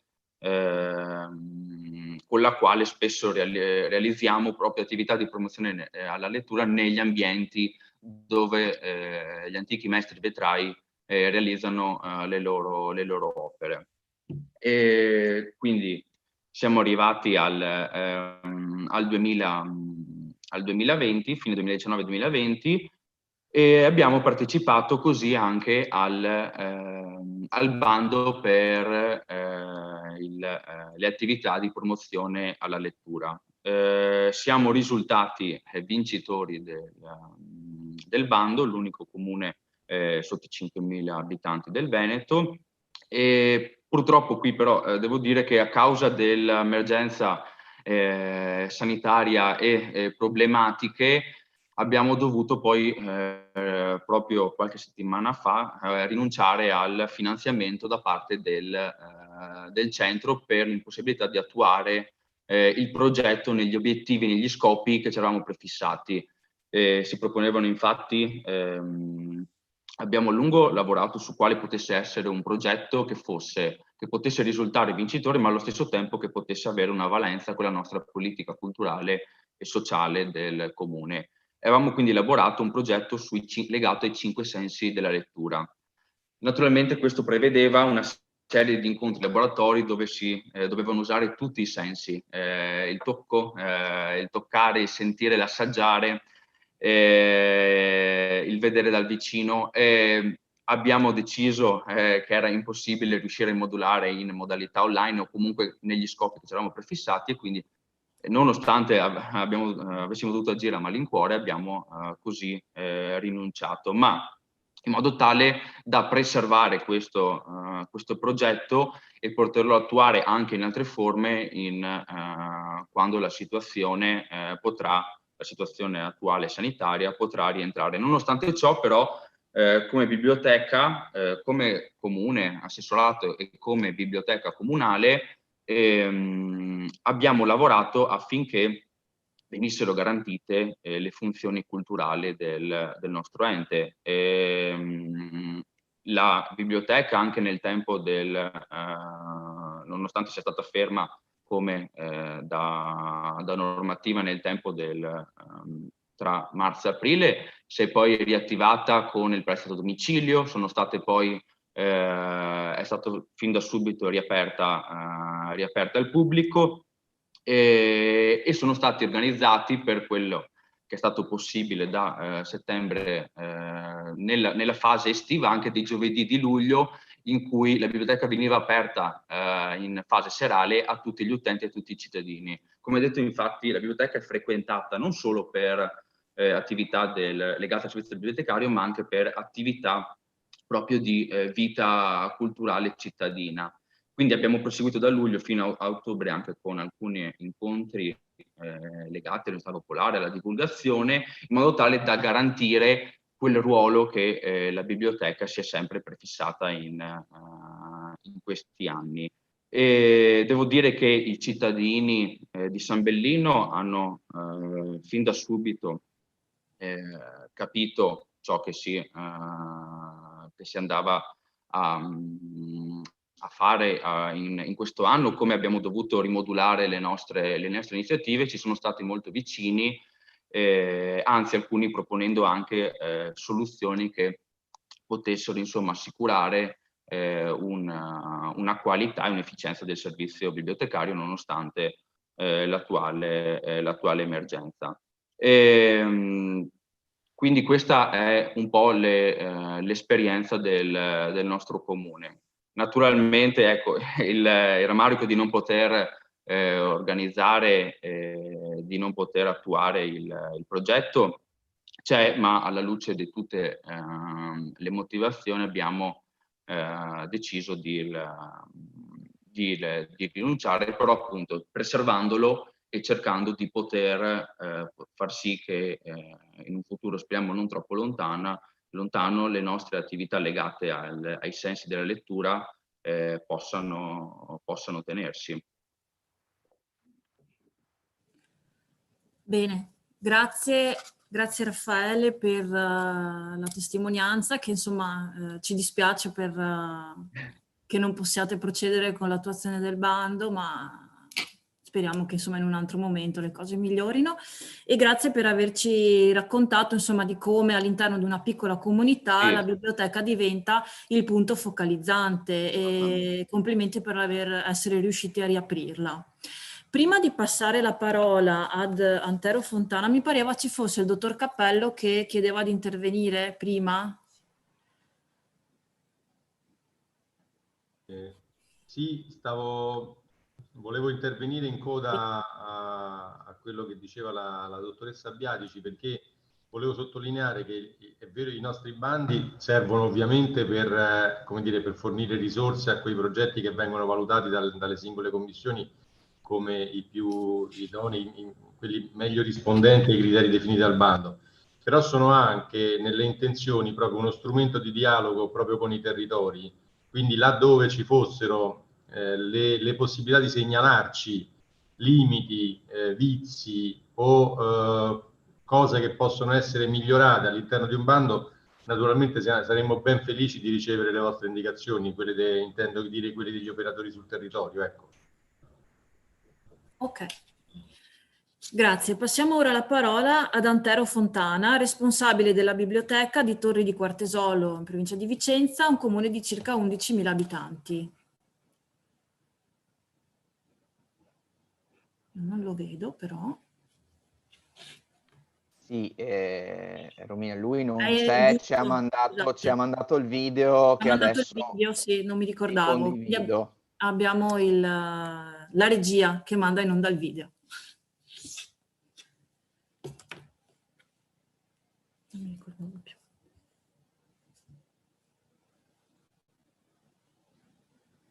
Buongiorno a tutti, sono Antero Fontana, responsabile del settore biblioteca, cultura, politiche giovanili di Torri di Quartesolo, e sono qui per parlarvi anch'io della nostra esperienza riguardo il progetto CEPEL che ci è stato finanziato nel 2018.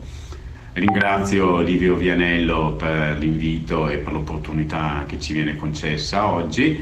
Spiace non poter essere presenti di persona in quanto avevamo già impegni assunti in precedenza inderogabili, per cui forniamo il nostro contributo a mezzo di questo video. Allora, la nostra esperienza appunto è nata nel 2018 e però si è concretizzata poi nel corso dell'anno 2019-2020. Il nostro progetto ha ottenuto il finanziamento dell'importo di 20.000 euro e il titolo che avevamo scelto per queste nostre iniziative era Libri per tutti e dappertutto. E una serie di interventi fatti apposta per coinvolgere il maggior numero di utenti e di persone possibili nella divulgazione della lettura e anche della frequentazione della nostra biblioteca. E un progetto che prevedeva appunto una serie di interventi innovativi anche per noi, nel senso che alcune categorie di di utenza per noi non erano ancora mai state raggiunte o con grande difficoltà, e che quindi l'opportunità offertaci dal CEPEL con il sostegno economico ricevuto ha fatto sì che potessimo anche incentrare le nostre attività su questi aspetti dell'utenza. Quello che però mi premeva anche sottolineare erano le motivazioni che ci hanno spinto a partecipare a questo progetto. Perché quando la nostra biblioteca, il nostro comune è stato riconosciuto come città che legge, avevamo appunto cominciato a guardare i bandi promossi dal CEPEL per capire se anche noi potevamo rientrare in una di quelle appunto casistiche che ci offrissero l'opportunità di avere questo finanziamento. E guardando appunto quali erano gli aspetti sui quali il CEPEL incentrava le azioni da intraprendere, ci siamo guardati io e le mie colleghe per dire, ma insomma, noi una parte di queste iniziative già le mettiamo in atto, i lavori con le scuole, i lavori con l'università degli adulti, il territorio da coinvolgere, le librerie presenti nella nostra zona, e quindi già una parte di questo era già in atto. C'erano poi invece degli aspetti nuovi da perseguire, che però sono serviti anche da stimolo per noi, per ricercare nuove collaborazioni, nuove interazioni con associazioni o altri enti che sono nel nostro territorio, per poter poi attuare e mettere quindi nero su bianco quello che sarebbe stato poi il nostro progetto. Appunto, quello che voglio sottolineare è che spesso nelle biblioteche il lavoro che viene fatto magari non viene percepito nemmeno da noi stessi, nel senso che stiamo facendo dei lavori, delle azioni di promozione appunto della lettura, e non ci rendiamo conto fino in fondo, se non lo mettiamo magari per iscritto, del valore che ha il nostro compito e il nostro lavoro. E quindi la stesura del progetto, unita alle cose che già mettevamo in atto, più in aggiunta a quelle che ci sono state spronate dal bando indetto dal CEPEL, hanno fatto sì che appunto poi la nostra progettualità è stata anche appunto premiata con l'assegnazione del contributo. Adesso, parlando di cose un po' più, diciamo, tecniche, delle difficoltà o delle compiti, delle incombenze derivanti dalla realizzazione del progetto, la nostra esperienza è giunta al termine, e quindi possiamo anche fare un quadro un po' generale di quello che significa la partecipazione, la realizzazione e soprattutto poi la rendicontazione del progetto e di tutto quello che serve per dopo chiudere completamente l'attività legata appunto al bando promosso dal Centro per il Libro. Bene, quindi adesso volevo dare anche quindi dei suggerimenti operativi per quanto concerne appunto la parte burocratica legata alle varie fasi del progetto. Immagino che tutti sappiano che ci sia anche durante il progetto da fare la rendicontazione di metà anno, diciamo, perché appunto i progetti si sviluppano nell'arco di un anno, e quindi dopo i primi 6 mesi c'è da fare la prima rendicontazione parziale al CEPEL, alla quale dopo dà diritto ad avere un ulteriore acconto sul contributo assegnato. Bene, la rendicontazione, diciamo, di metà anno è abbastanza semplice, però c'è da tenere presente e da ricordarsi che appunto la cosa da fare è, mentre si va avanti con il progetto, di immagazzinare tutto quello che serve poi alla fine, soprattutto perché il materiale da inoltrare al Centro per il Libro è abbastanza voluminoso. Infatti adesso io vi faccio vedere quello che è il materiale che abbiamo prodotto. Questo è l'assemblato della relazione finale, che quindi è molto cospicua. La relazione di metano è decisamente molto più ridotta, però appunto nel corso dello svolgimento del progetto è bene già mettere da parte quello che sono le locandine. Ecco, una raccomandazione, magari fare foto degli eventi che si sono realizzati, perché poi appunto queste servono per rendicontare e per far evidenziare il reale svolgimento delle iniziative, degli appuntamenti, delle manifestazioni realizzate durante la fase proprio concreta del progetto. E quindi è importante anche perché poi la rendicontazione finale richiede veramente un bel po' di tempo, oltre che assemblare, raccogliere numerosi documenti contabili, fotografie, locandine, screenshot della pagina Facebook se la biblioteca ce l'ha, screenshot delle pagine del sito comunale che vengono appunto utilizzate per promuovere le iniziative che si sono e che si vogliono mettere in atto. Per cui alla fine del progetto la raccolta di tutto il materiale richiede veramente parecchio tempo.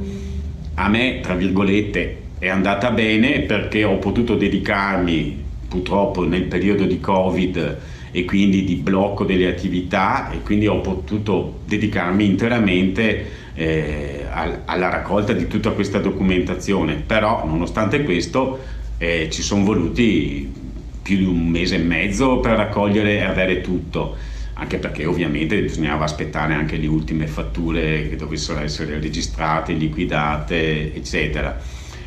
Però appunto il tempo da dedicarci è notevole. Quindi, parlando anche dei tempi di erogazione del contributo, delle tranche di contributo che viene assegnato, c'è da rilevare che appunto c'è il momento dell'avvio che prevede una prima tranche minimale, diciamo, e che è abbastanza anche veloce nell'erogazione da parte del CEPEL. Poi c'è la parte che riguarda la rendicontazione, la relazione di metà progetto, e anche lì la seconda tranche, il secondo acconto è abbastanza immediato. E poi c'è appunto la parte finale, di cui vi ho fatto vedere appunto il volume della documentazione prodotta, che al momento però a noi ancora non è stata assegnata.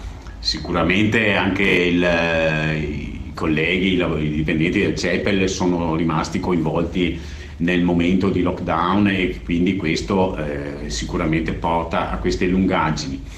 Però è una lungaggine che in questo frangente anche noi non sappiamo ancora se tutta la documentazione che abbiamo prodotto è quella giusta, è quella corretta, e che quindi è quella che dà diritto al saldo del contributo, o se invece magari a breve ci verrà chiesto di integrare con ulteriore documentazione quanto già prodotto.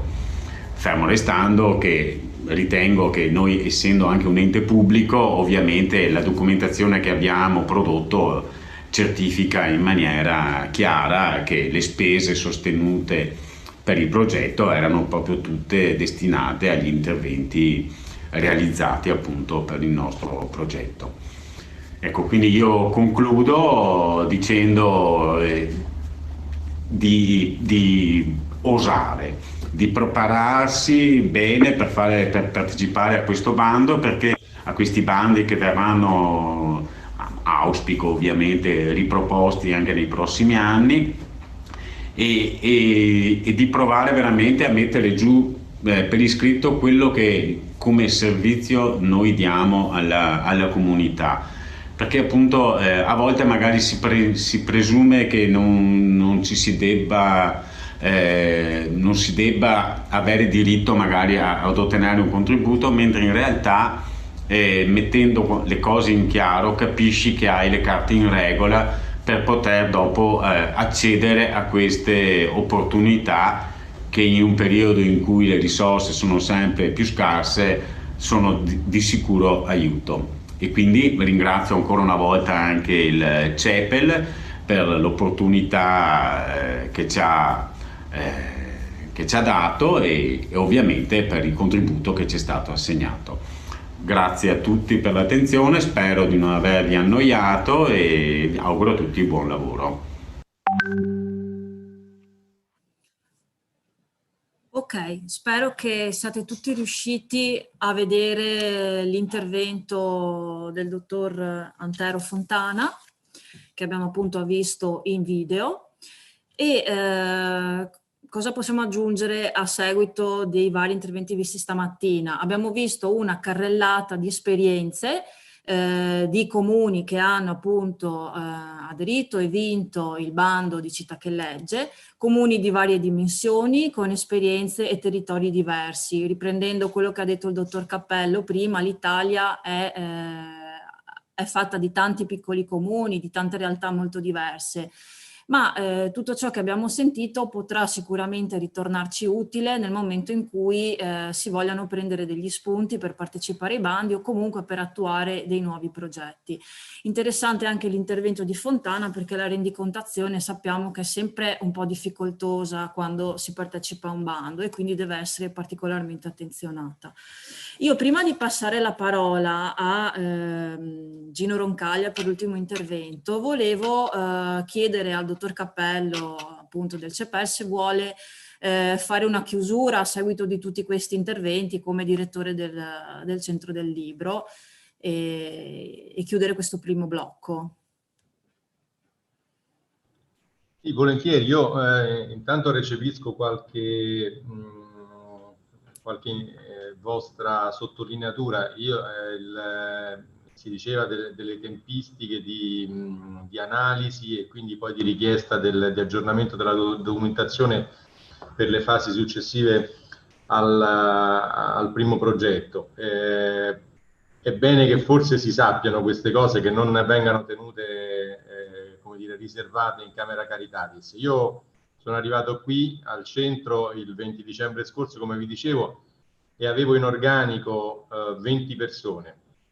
Nel corso dei primi 6 mesi dell'anno di quest'anno sono andate in pensione ben 10 persone, quindi io attualmente ho 10 persone in organico, per cui il 50% in meno di quello previsto. Di queste 10 persone 4 sono in legge 104, godono dei benefici della legge 104, quindi non sono quasi mai presenti per motivi più che legittimi, e delle 6 rimanenti 3 sono degli meri esecutivi e 3 sono i funzionari che mi danno una mano nella gestione di tutto il complesso di attività che svolgiamo. Pertanto se ci sarà anche in futuro qualche ritardo, sappiate che non è per cattiva volontà, ma è perché non siamo ormai più in grado di gestire la massa enorme di attività che ci è piovuta addosso anche con la legge nuova, e abbiamo dovuto gestire il tutto in quest'anno, oltretutto come tutti voi, attrezzandoci all'improvviso rispetto al cosiddetto lavoro agile, per il quale non eravamo affatto preparati, e ci siamo dovuti improvvisare come dire, abili gestori dello smart working, cosa che non era prevista. Per cui stiamo cercando di dare comunque il meglio di noi stessi, non sempre ci riusciamo e di questo mi scuso.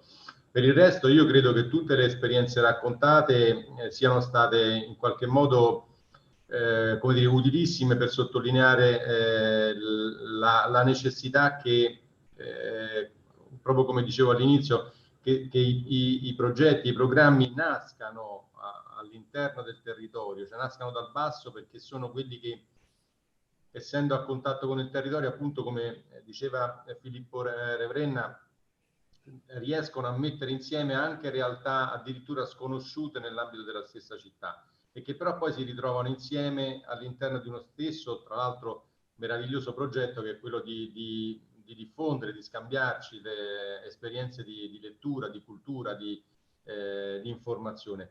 L'idea è proprio questa qui, di creare una sorta di cellule locali che poi nel loro integrarsi vicendevole riescano a costruire man mano, e ce la faremo, una rete nazionale di sostegno alla lettura. D'altra parte questo è quello che ci chiede anche la legge. Abbiamo a disposizione i prossimi 3 anni, sperando di uscire quanto prima dal tunnel in cui ci siamo infilati, purtroppo a nostro malgrado, ma confido nel fatto che insomma si possa in qualche modo non solo continuare a lavorare, ma a lavorare bene. All'inizio ho sentito una cosa che mi ha colpito molto, cioè il timore che probabilmente dopo questo lungo percorso all'interno del tunnel probabilmente potremmo perdere gran parte dei tesori acquisiti, come dire, delle monete messe da parte in termini di lettura e di lettori. Io di questo, essendo abbastanza ottimista per natura, io di questo non avrei molto timore. Piuttosto direi che la fase che stiamo attraversando ci impone, e lo stiamo facendo anche attraverso un'analisi, un'indagine con l'aiuto dell'Associazione Italiana Editori, ci impone di analizzare bene quello che sta succedendo in termini di sovrapposizione e in qualche caso di superamento della lettura in ambiente digitale. Non parlo semplicemente della lettura in digitale, parlo di lettura in ambiente digitale rispetto alla lettura cosiddetta profonda, comunque tradizionale sul supporto cartaceo, perché è pur vero che chi come me, ripeto, per questioni generazionali è come dire, anche romanticamente legato al libro, ai suoi odori, al suo tatto e quant'altro, però è anche vero che non possiamo esimerci dallo studiare e dall'analizzare la realtà che ci circonda. E d'altra parte questo chiamiamolo così, incidente che ha visto coinvolto il mondo intero, non ha fatto altro che accelerare dei percorsi, delle condizioni che erano già in atto. Il fatto che ci fosse già in atto un avanzamento della dimensione del digitale anche rispetto alla lettura, rispetto quindi al libro tradizionale, è un fatto di cui non possiamo non tener conto. Lo possiamo, come dire, lo possiamo forse contenere, lo possiamo studiare, e possiamo soprattutto studiare come trarre da questo passaggio il massimo del vantaggio, ma non possiamo far sì che non avvenga, perché è nella storia contemporanea, nella storia che stiamo vivendo tutti.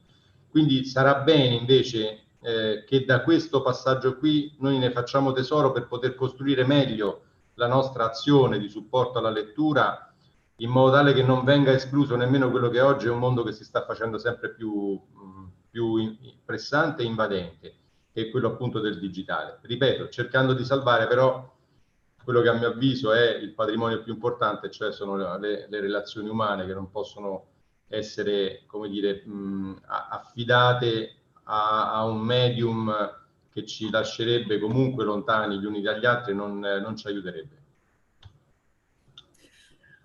Ok, grazie al direttore del CEPEL, e passiamo al terzo blocco della mattinata, dal titolo Progettare la lettura dopo l'emergenza. Abbiamo con noi questa mattina Gino Roncaglia, che credo insomma tutti bene o male conoscano perché è un nome noto all'interno del mondo delle biblioteche, socio fondatore dell'Associazione Forum del Libro, un'associazione che è stata fra le promotrici della legge 15 del 2020, disposizioni per la promozione e il sostegno della lettura, nonché ideatore del progetto Red Twinning, che ha l'obiettivo di promuovere la lettura tra i giovani, collegando le attività scolastiche con le attività e gli interessi personali. E autore di numerose pubblicazioni, di cui l'ultima L'età della frammentazione, cultura del libro e scuola digitale. Quindi diamo la parola a Gino Roncaglia, e quello che gli chiediamo sarà Quali indicazioni dobbiamo avere a seguito di questo periodo che è stato sicuramente difficile e funesto, ma che dobbiamo interiorizzare e anche forse dal quale dovremmo far scaturire magari anche delle opportunità? E lo chiediamo a lui che ha un occhio, diciamo, diverso, più clinico, lavorando anche all'interno del mondo universitario. Quindi passiamo la parola a Gino Roncaglia. Grazie, spero che mi sentiate bene, bentrovate e bentrovati a tutti. Innanzitutto grazie naturalmente per questo invito, ho ascoltato anche con grande interesse le esperienze precedenti e c'è sempre molto da imparare su ciascuna di queste esperienze di promozione della lettura e ogni volta si ha proprio il polso di quanto i soggetti che a livello locale lavorano sul fronte della promozione della lettura, le biblioteche, le associazioni, quante energie, quanto impegno e quanto lavoro cerchino di mettere in queste attività e ogni volta colpisce anche proprio la passione con cui questo lavoro viene fatto. Io proverò in questo intervento molto sinteticamente, diciamo, proverò a toccare sostanzialmente 3 temi. Qualche considerazione generale su quel che si è detto e sui temi, diciamo, legati appunto alla cosa è cambiato con la pandemia per il mondo del libro, della lettura e appunto qualche considerazione in particolare dal punto di vista naturalmente della promozione del libro e della lettura.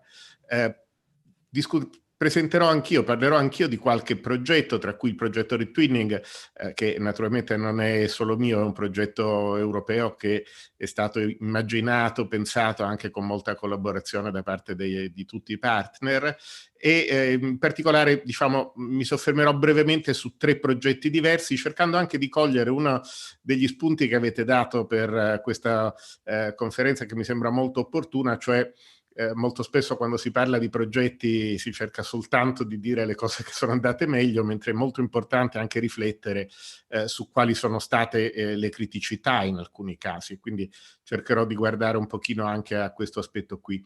E per finire appunto cercherò anche di, per quanto è possibile, non è facile, ma di dire qualcosa anche su quello che può essere un prevedibile futuro per il nostro mondo del libro e della lettura in una situazione che sicuramente, diciamo, c'è stata una disruption, una rottura non indifferente comportata dal coronavirus e credo anch'io, l'ha detto poco fa il dottor Cappello, sia importante essere ottimisti e cercare di guardare per quanto possibile con anche l'ottimismo della volontà al futuro e però contemporaneamente da questi eventi qui si ricavano sempre anche delle lezioni. Si sarebbe magari preferito averle in altre forme meno drammatiche, però c'è qualcosa da imparare probabilmente, quindi una delle condizioni per cercare di attuare poi l'ottimismo della volontà è anche quello naturalmente di cercare di imparare da quello che è successo e da quello che sta succedendo. Indubbiamente la pandemia ha avuto un impatto molto forte sul mondo del libro da tanti punti di vista. Basti considerare l'impatto che ha avuto per chi come noi lavora molto anche sulla promozione della lettura nella fascia di età scolare, nella fascia di età più giovane, basti pensare all'impatto che ha avuto sulla scuola. Le 2 cose non sono scisse naturalmente, perché l'impatto che c'è stato sulla scuola si ripercuote in tante forme sui livelli di competenze, quindi è chiaro che si è trattato di un impatto molto forte.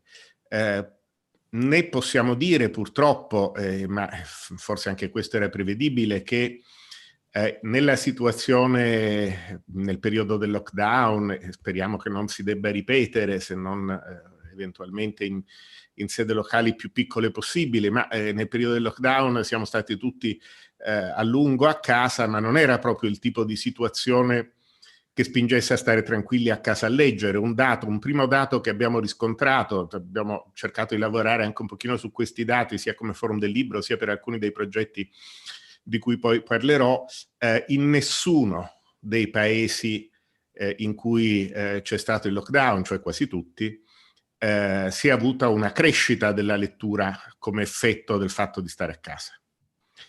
E questo credo che sia anche comprensibile. La lettura ha bisogno sicuramente di spazi protetti, di tranquillità, ma appunto magari c'erano gli spazi chiusi, ma in questa situazione di pandemia non erano percepiti né come spazi protetti né come spazi tranquilli, cioè tutte e tutti avevamo preoccupazioni, pensieri che probabilmente rendono anche un po' difficile una lettura tranquilla. E questo dato, che ripeto non è solo italiano ma è generalizzato, sul fatto che pur essendo stati molto più tempo a casa, pur essendoci stati dei segnali di aumenti su altri fronti, magari più legati all'evasione del momento, per esempio c'è stato un aumento intorno al 20%, tra il 20 e il 25% nella fruizione delle serie televisive. Anche qui abbiamo cercato di fare delle medie un pochino di dati in paesi diversi. Ecco, la lettura non sembra aver avuto grandi vantaggi. Naturalmente ci sono tanti modi in cui possiamo guardare ai dati sulla lettura, possiamo guardare ai dati di vendita ed è prevedibile, era prevedibile ed è successo che ovviamente nel periodo della chiusura i dati di vendita crollano perché le librerie sono chiuse e risalgono in parte dopo. Quasi dappertutto c'è stata questa dinamica che permette anche di parlare con un certo ottimismo, diciamo, di una ripartenza dopo la prima fase del lockdown, ma questa ripartenza raramente torna effettivamente ai livelli precedenti. Quindi possiamo dire in linea generale che il fatto di essere stati costretti a stare a casa, a stare fermi, non ha aiutato particolarmente la lettura. E credo appunto che la spiegazione in parte sia quella. E naturalmente se noi consideriamo le conseguenze possibili di medio e di lungo periodo, per esempio i problemi che ho ricordato prima che hanno riguardato il sistema scolastico, che hanno indubbiamente portato a un abbassamento nel livello di competenze raggiunte nel corso degli ultimi 9-10 mesi nel lavoro nelle scuole. Anche questo ci sono tanti indicatori, ci ha lavorato molto Save the Children, ci sono una serie di indicatori che ci dicono che c'è stata naturalmente una perdita per quello che riguarda le competenze delle studentesse e degli studenti in questo periodo. Le competenze, la partecipazione, c'è stato un aumento della dispersione che non è, a volte lo si imputa, come dire, ma poi su questo magari tornerò rapidamente, l'uso la sostituzione della didattica in presenza con gli strumenti digitali comporta una minore inclusività, il digitale crea esclusione. Io non credo tanto che sia questo, cioè non c'è dubbio che si siano manifestate delle diseguaglianze che non sono necessariamente create dal digitale, sono create e corrono lungo delle fasce culturali, socio-economiche che conosciamo molto bene, si manifestano nel campo del digitale, delle competenze, delle attrezzature, della banda, come in tanti altri settori. Noi sappiamo bene quale enorme differenza ci sia nel rendimento scolastico tra le bambine e i bambini che vengono da famiglie in cui c'è l'abitudine alla lettura, in cui ci sono almeno 80-100 libri a casa, e invece la situazione delle famiglie, quindi delle bambine e dei bambini che vengono da famiglie in cui non c'è l'abitudine alla lettura e non ci sono quasi libri a casa.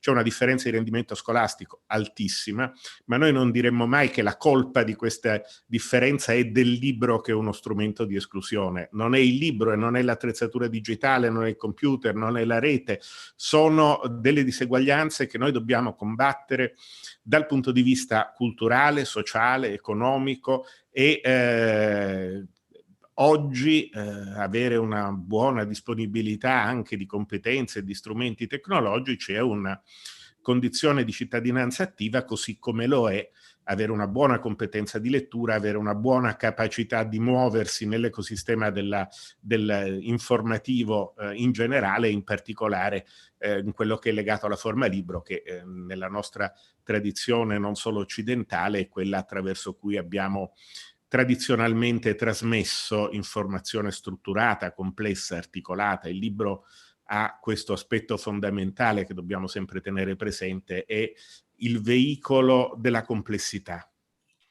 E per questo non basta dire in digitale si legge tanto, oggi in fondo leggiamo più di prima, cose tutte verissime, interpretiamo, leggiamo moltissimo in 1000 attività quotidiane con lo smartphone in mano, ma è molto importante anche il tipo di articolazione, complessità, struttura di quello che leggiamo, e la lettura puramente frammentata, granulare, è una cosa ben diversa da quello che può dare la forma libro, che quindi conserva anche in questo nuovo ecosistema informativo una sua centralità proprio per questo, è la forma attraverso cui lavoriamo su informazione complessa e strutturata. Allora possiamo dire che diciamo, la pandemia dei danni indubbiamente li ha fatti. Ha fatto, come dicevamo, non ha portato a un aumento dell'attività personale di lettura, ha portato a una diminuzione prevedibile per quello che riguarda il fatturato, quindi l'economia della filiera del libro, e probabilmente ha anche portato dei cambiamenti che in alcuni casi sono, io credo, reversibili, in altri casi sono forse più strutturali. Un cambiamento forse più strutturale riguarda i canali di distribuzione dei libri e della lettura. Naturalmente è aumentato moltissimo in questo periodo il fatturato e la quota di mercato delle distribuzioni online, e è abbastanza difficile tornare indietro da questo. Questo è una preoccupazione soprattutto per il mondo delle piccole librerie, delle librerie indipendenti, che è una realtà molto importante. Noi cerchiamo sempre di guardare, diciamo, la filiera del libro nelle sue articolazioni come una sorta di corpo organico, di cui le librerie sono una componente molto importante, e lì un problema indubbiamente c'è, temo. Con tutta l'energia, le idee con cui le librerie hanno affrontato, perché anche questo va dato atto, c'è stato uno sforzo enorme di idee, e di questo io credo, poi tornerò a parlarne, di alcune di queste forme di organizzazione del rapporto col territorio, del rapporto con i lettori, anche in una situazione difficile come quella della pandemia. Sicuramente abbiamo da imparare anche per il dopo. E quindi è stato notevolissimo il lavoro fatto. Non sarà molto banale recuperare questo terreno dal punto di vista strettamente dei canali distributivi.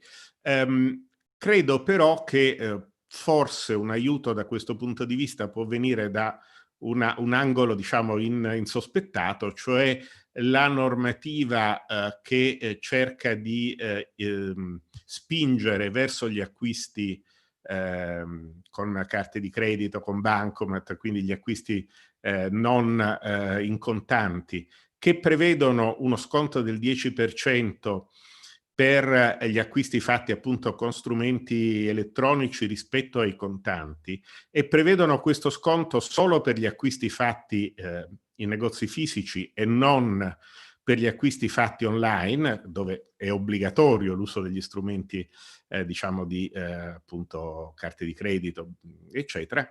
Ecco, questo può portare per la prima volta a un vantaggio economico nell'acquisto in libreria rispetto all'acquisto online, combinato con il tetto agli sconti, di cui io sono sempre stato abbastanza critico, come qualcuno di voi saprà, però in questo caso la combinazione con il tetto agli sconti può essere virtuosa, perché può portare per la prima volta a una situazione in cui l'acquisto in libreria può essere vantaggioso rispetto all'acquisto online, anche in termini economici, e questa è una cosa che può in qualche modo arginare queste alterazioni nel mercato della distribuzione, che sono in parte legate sicuramente all'evoluzione, al progresso diciamo degli strumenti di rete, ma rischiano di impoverire il panorama se noi sostituiamo un soggetto semi-monopolista come è Amazon, credo che si possano tranquillamente fare anche i nomi, a un panorama invece di bibliodiversità anche dal punto di vista dei soggetti che operano nel mercato del libro, in particolare le piccole e medie librerie. Bene, questo era per dare un quadro, diciamo, molto generale. Mi sono soffermato in particolare sugli aspetti del mercato perché sono aspetti importanti, ma è evidente che questo stesso tipo di problema c'è anche dal punto di vista delle biblioteche, e su questo poi cercherò di parlare anche in particolare nell'ultima parte del mio intervento, cioè il tema effettivo del fatto che in questi mesi non si è andati in biblioteca perché non si poteva e perché anche nel momento in cui in alcune situazioni si può tornare in biblioteca, i vincoli sono vincoli molto forti. Questo io credo vale per le biblioteche e vale per le scuole. Dobbiamo fare anche una riflessione sulla scuola, diciamo, della fase post-lockdown, sperando appunto che possano restare aperte almeno le scuole dell'infanzia, le scuole del primo ciclo. Però la scuola del distanziamento è una situazione molto lontana dalla situazione ideale.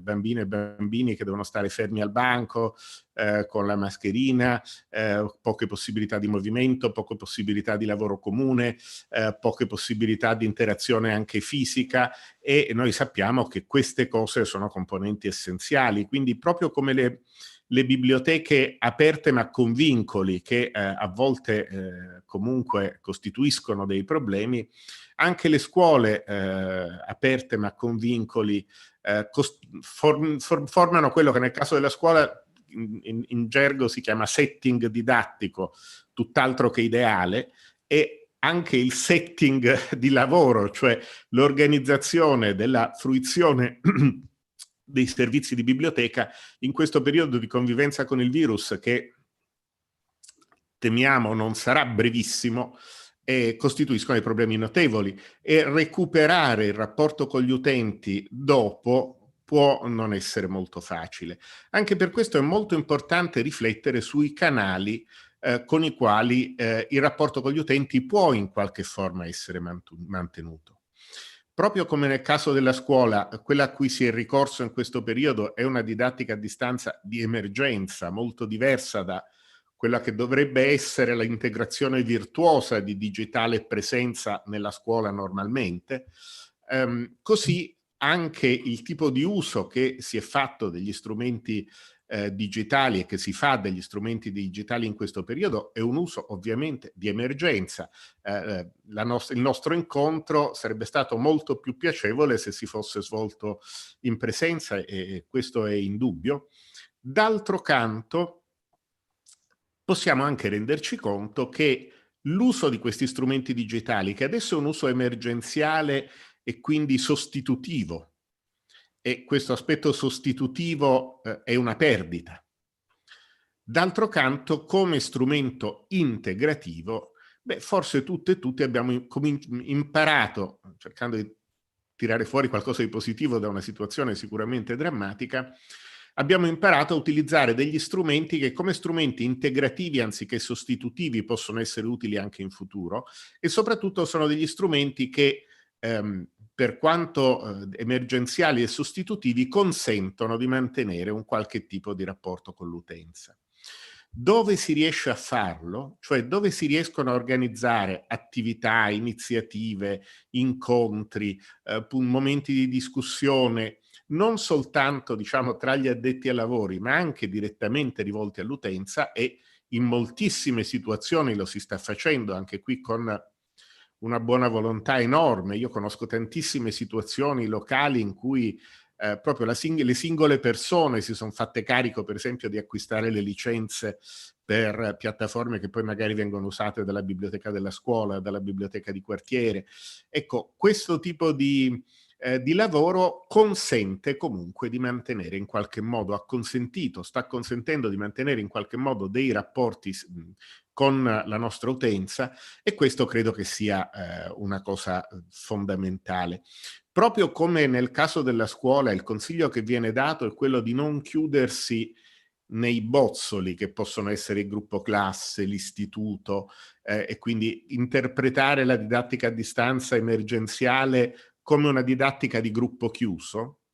Così io credo che anche al mondo delle biblioteche, della cultura in generale, una raccomandazione che peraltro in molti casi è già autonomamente messa in opera e praticata, è quella di cercare di sfruttare anche le possibilità di apertura che questi strumenti danno. Permettono di organizzare delle forme di interazione che magari possono andare a prendere, a raccogliere, a far partecipare anche persone normalmente lontane dal nostro ambito abituale di lavoro operativo, e l'interazione tra situazioni diverse. Una delle realtà che lavora nel mondo della scuola, quella delle piccole scuole, che sono le scuole di piccoli comuni con aree geografiche ristrette, quelle che hanno tutta una serie di particolarità. Le piccole scuole in questo periodo del lockdown e nei mesi successivi hanno avviato una pratica che si chiama visiting digitale, che è quello dello scambio di docenti per alcune ore di lezione tra scuole diverse. Questo è un tipo di cose che non si poteva fare. Cioè, certo, ci sono le visite fisiche, si possono sempre organizzare, ma è chiaro che la facilità con cui si possono scambiare alcune ore di lezione tra un docente e l'altro, permettendo anche di vedere stili di presentazione, di narrazione, di storytelling didattico diversi. Ecco, questa è una cosa che in un certo senso è venuta fuori come idea nel periodo dell'emergenza Covid, e che è una pratica che credo abbia un suo interesse specifico che può andare molto al di là della situazione di emergenza. La stessa cosa credo possa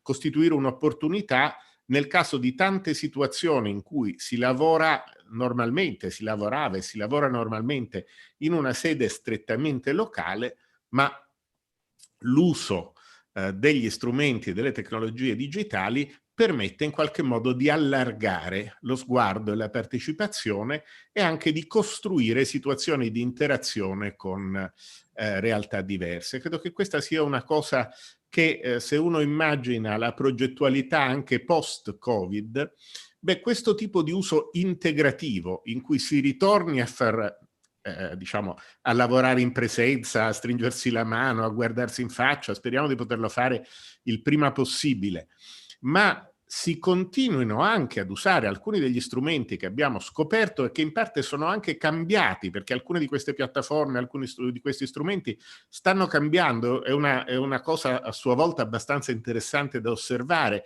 come ci stanno un po' cambiando in mano queste piattaforme nel corso di questa situazione di emergenza, anche per tenere conto di quelle che sono le particolarità della situazione, ma anche perché sono molto più usate, quindi c'è molta più attenzione verso le loro caratteristiche anche da parte delle aziende che le sviluppano, e vengono fuori delle cose solo 3, 4, 5 anni fa, piattaforme, adesso faccio un esempio, non ho nessun rapporto commerciale di nessun tipo con nessuna di queste piattaforme, quindi, ma faccio un esempio perché può essere interessante rifletterci.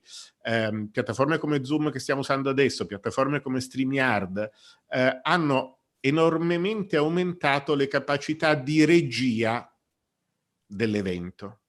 E noi stessi ci stiamo abituando man mano che nell'organizzazione di un incontro, anche come il nostro il nostro di oggi, un elemento di regia, cioè la figura del regista dell'incontro, è una figura importante.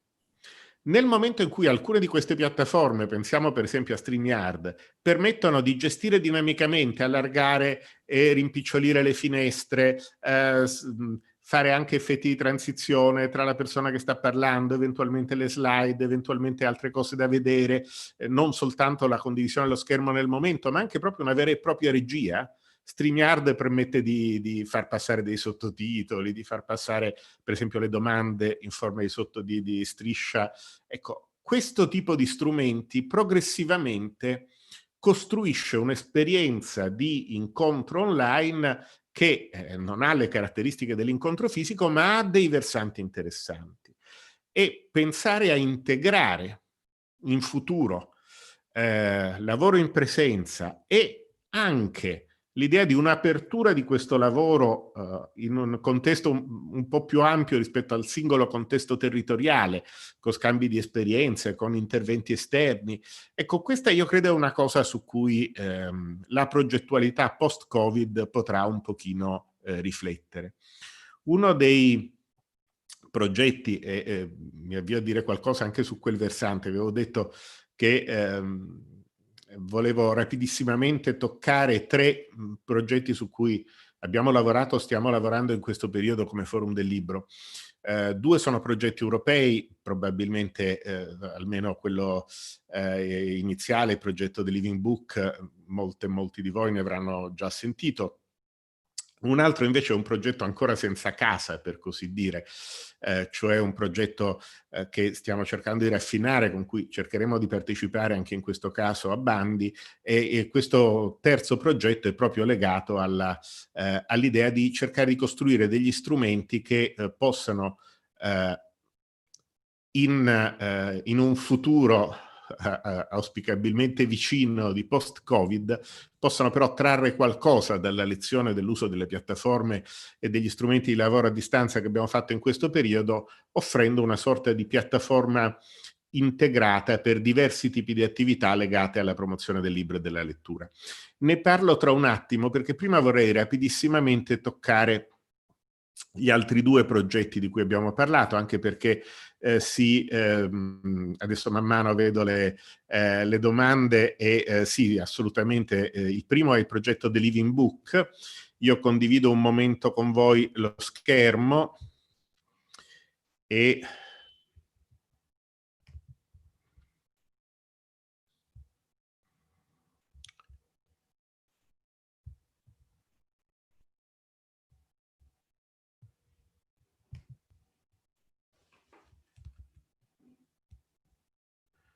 allora,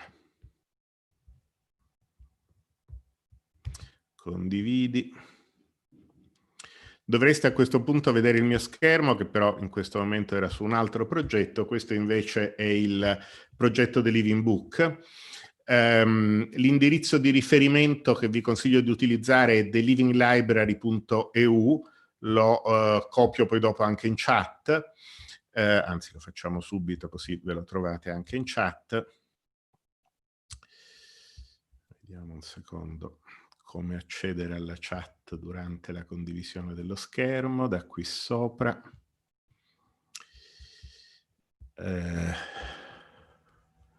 In questo momento riesco ad accedere soltanto al question and answer, ma lo aggiungo qui come risposta alla prima delle domande presentate, poi comunque le inserisco anche in chat. In ogni caso l'indirizzo è thelivinglibrary.eu, sono progetti europei.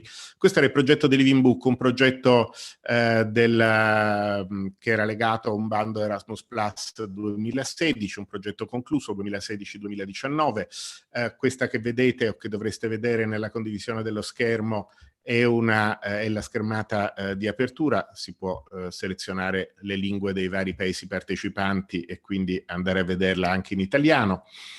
E questo progetto ha una serie di ci si può registrare liberamente in piattaforme. Era un progetto che era basato, peraltro con una partecipazione anche del Comune di Vicenza e quindi di scuole del Vicentino. Era un progetto che era basato sull'idea di lettura aumentata, cioè l'idea che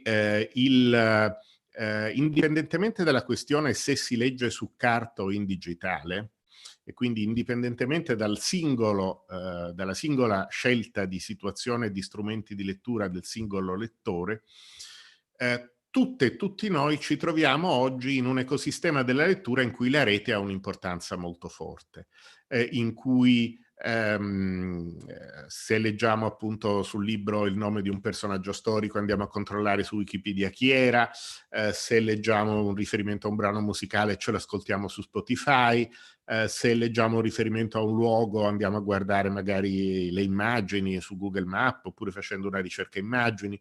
Cioè la nostra esperienza di lettura, indipendentemente, ripeto, dal supporto, anche quando è la più tradizionale delle letture su carta, si arricchisce poi di attività. È come se quella che tradizionalmente era la nozione classica di intertestualità, cioè il fatto che ogni libro, ogni testo rimanda ad altri testi in un gioco appunto di rimandi interpretativi. Ecco, questo oggi si estende anche fuori dal mondo della testualità scritta e la rete è diventata comunque lo strumento principale con cui noi esploriamo questa dimensione intertestuale, ripeto, non solo relativa alla testualità scritta, di qualunque libro, di qualunque testo, non soltanto dei libri, ma in particolare in questo momento ci interessano i libri. Questo lavoro di integrazione e di esplorazione dell'intertestualità, dei riferimenti possibili che un testo fa verso il mondo esterno, è un lavoro che appunto oggi è fortissimamente mediato dalla rete, è un lavoro che va in qualche modo controllato e dominato, e questo è qualcosa che sapevamo anche nel mondo della testualità tradizionale.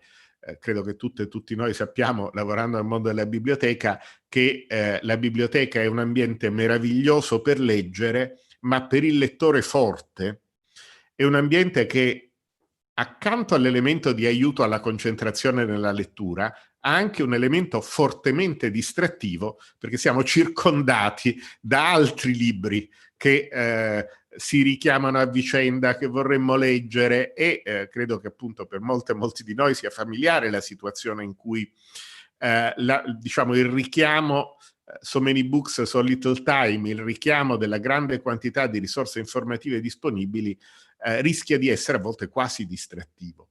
Questo vale a maggior ragione per la situazione di rete, e uno dei lavori su cui si era soffermato questo progetto era proprio come cercare di orientare, fornire competenze per questo lavoro di esplorazione dell'intorno del libro attraverso la rete, in modo da renderlo non solo non distrattivo, ma per certi versi anche uno strumento di richiamo verso il libro e il testo.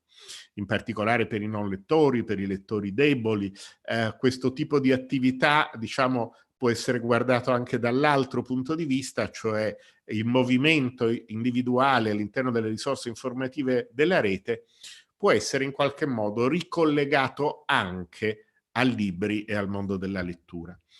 Sul sito del progetto trovate molte dei materiali, delle risorse su cui abbiamo lavorato. Il progetto è chiuso, quindi i materiali sono tutti disponibili.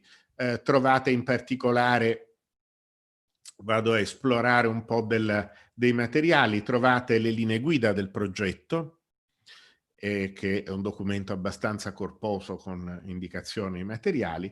Trovate una piattaforma con dei corsi aperti, liberamente disponibili, in e-learning, che cercano di dare competenze sulla metodologia su cui abbiamo lavorato per il progetto, sia versante insegnanti, e questo versante insegnanti è quello che può interessare anche il mondo delle biblioteche e dei bibliotecari, sia versante genitori e famiglie. Trovate, quindi c'è una componente diciamo abbastanza importante, non è banalissimo controllare la finestra perché c'è anche la finestrella sopra di Zoom, che trovate anche questa è la stessa di prima, trovate anche dei toolkit, cioè strumenti che aiutano a, eccoli, c'è un messaggio di errore che si può ignorare, non so da cosa venga fuori, ma da un mesetto è venuto fuori questo messaggio di errore, ma non pregiudica minimamente.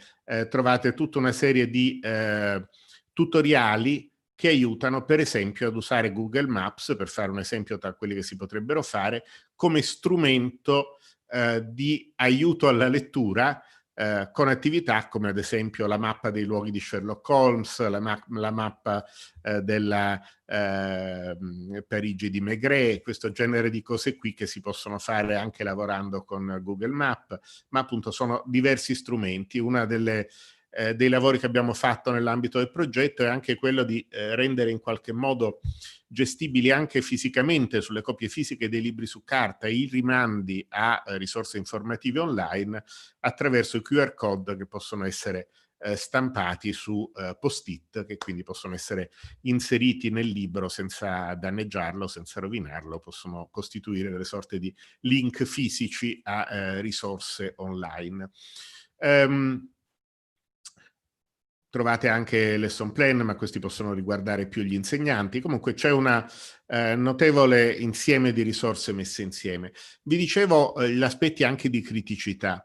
Qui direi che la criticità principale che noi abbiamo incontrato in questo progetto è stata proprio quella della piattaforma online, non tanto in queste funzionalità di raccolta di materiali che sono, come dire, ben gestibili senza grossi problemi, ma proprio nella componente. Noi avevamo immaginato, io adesso sto entrando nella componente social, diciamo, della piattaforma, che assomiglia vagamente, diciamo, a una sorta di Facebook in cui si possono trovare i contatti, le persone con cui si è collegati e ciascuno c'ha il proprio flusso, ma soprattutto si può lavorare sui libri. E adesso andiamo a prendere un libro, per esempio,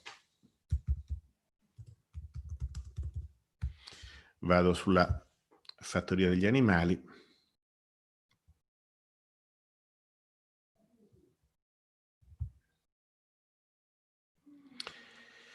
L'idea era quella di permettere, diciamo, per ogni libro di costruire una sorta di bacheca condivisa che permetta anche di aggiungere filmati, audio, immagini e quindi contenuti di vario genere embeddati, incorporati nella pagina con i QR code che possono essere a loro volta, come abbiamo detto, stampati e aggiunti eventualmente anche sulla copia fisica del libro.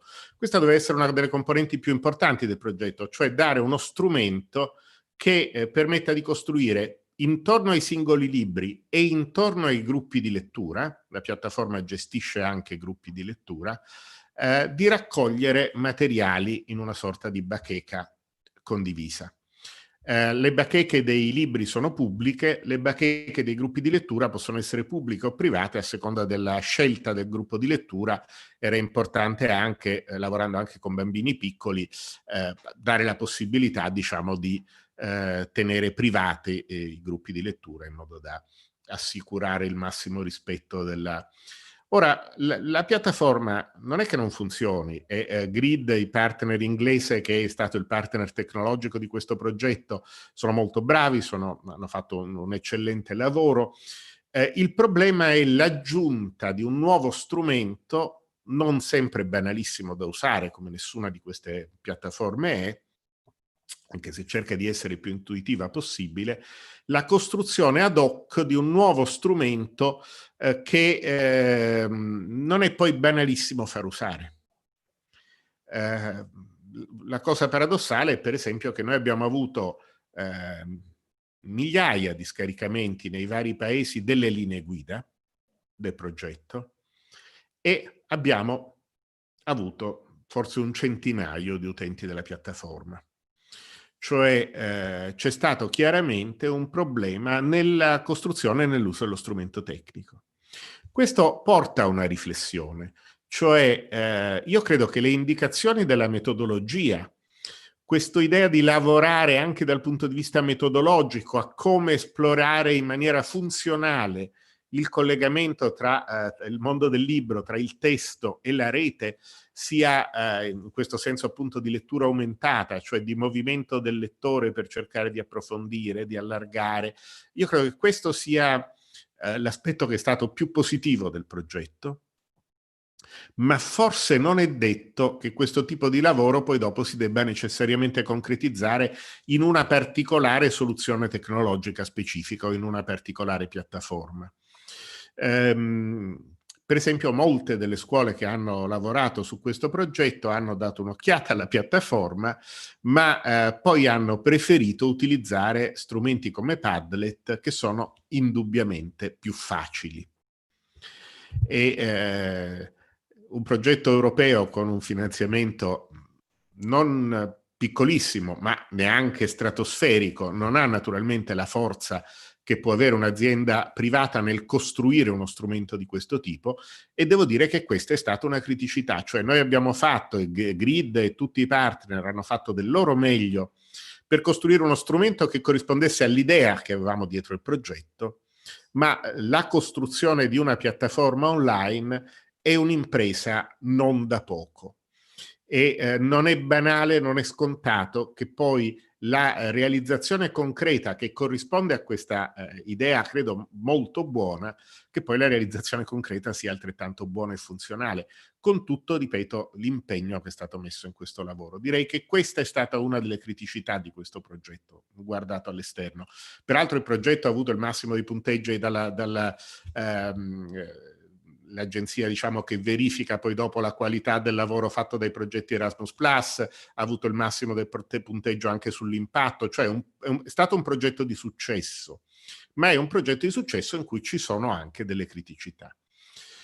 Il progetto Living Book, uno degli aspetti, diciamo, di successo del progetto è stato anche, ed è una cosa abbastanza rara per la progettualità europea, è stato anche il fatto che è stato, come dire, accettato una sorta di... è passata la proposta di un progetto che si presentava proprio non come prosecuzione del progetto Living Book, perché non è previsto e non è possibile nella progettualità europea, ma come in qualche modo legato anche ai risultati che erano stati acquisiti dal progetto Living Book. E questo è il secondo dei progetti di cui vi vorrei parlare, cioè il progetto ReadTwinning. Dovreste vedere la home del progetto, l'indirizzo è readtwinning.eu, sono sempre progetti europei, quindi con indirizzo, con dominio EU. Il progetto ReadTwinning parte da una considerazione che avevamo fatto durante il lavoro per il progetto Living Book, cioè i gruppi di lettura, che sono uno degli strumenti principali. La nostra idea era: il gruppo di lettura è uno degli strumenti attraverso cui questa intertestualità può essere esplorata meglio, e quindi anche il collegamento tra il mondo del libro, letto su carta o letto in digitale non importa, e il mondo delle risorse di rete può essere esplorato meglio all'interno di un gruppo di lettura. Questa era una delle riflessioni su cui avevamo, diciamo, lavorato. Intanto vedo la questione dei dati ha funzionato abbastanza a Living Book, cioè ha coinvolto un gran numero di scuole. Le scuole che sono state coinvolte hanno tutte dato dei giudizi molto positivi e la metodologia è lì a disposizione, le linee guida sono rimaste lì, e quindi direi che da quel punto di vista il risultato è stato decisamente abbastanza buono.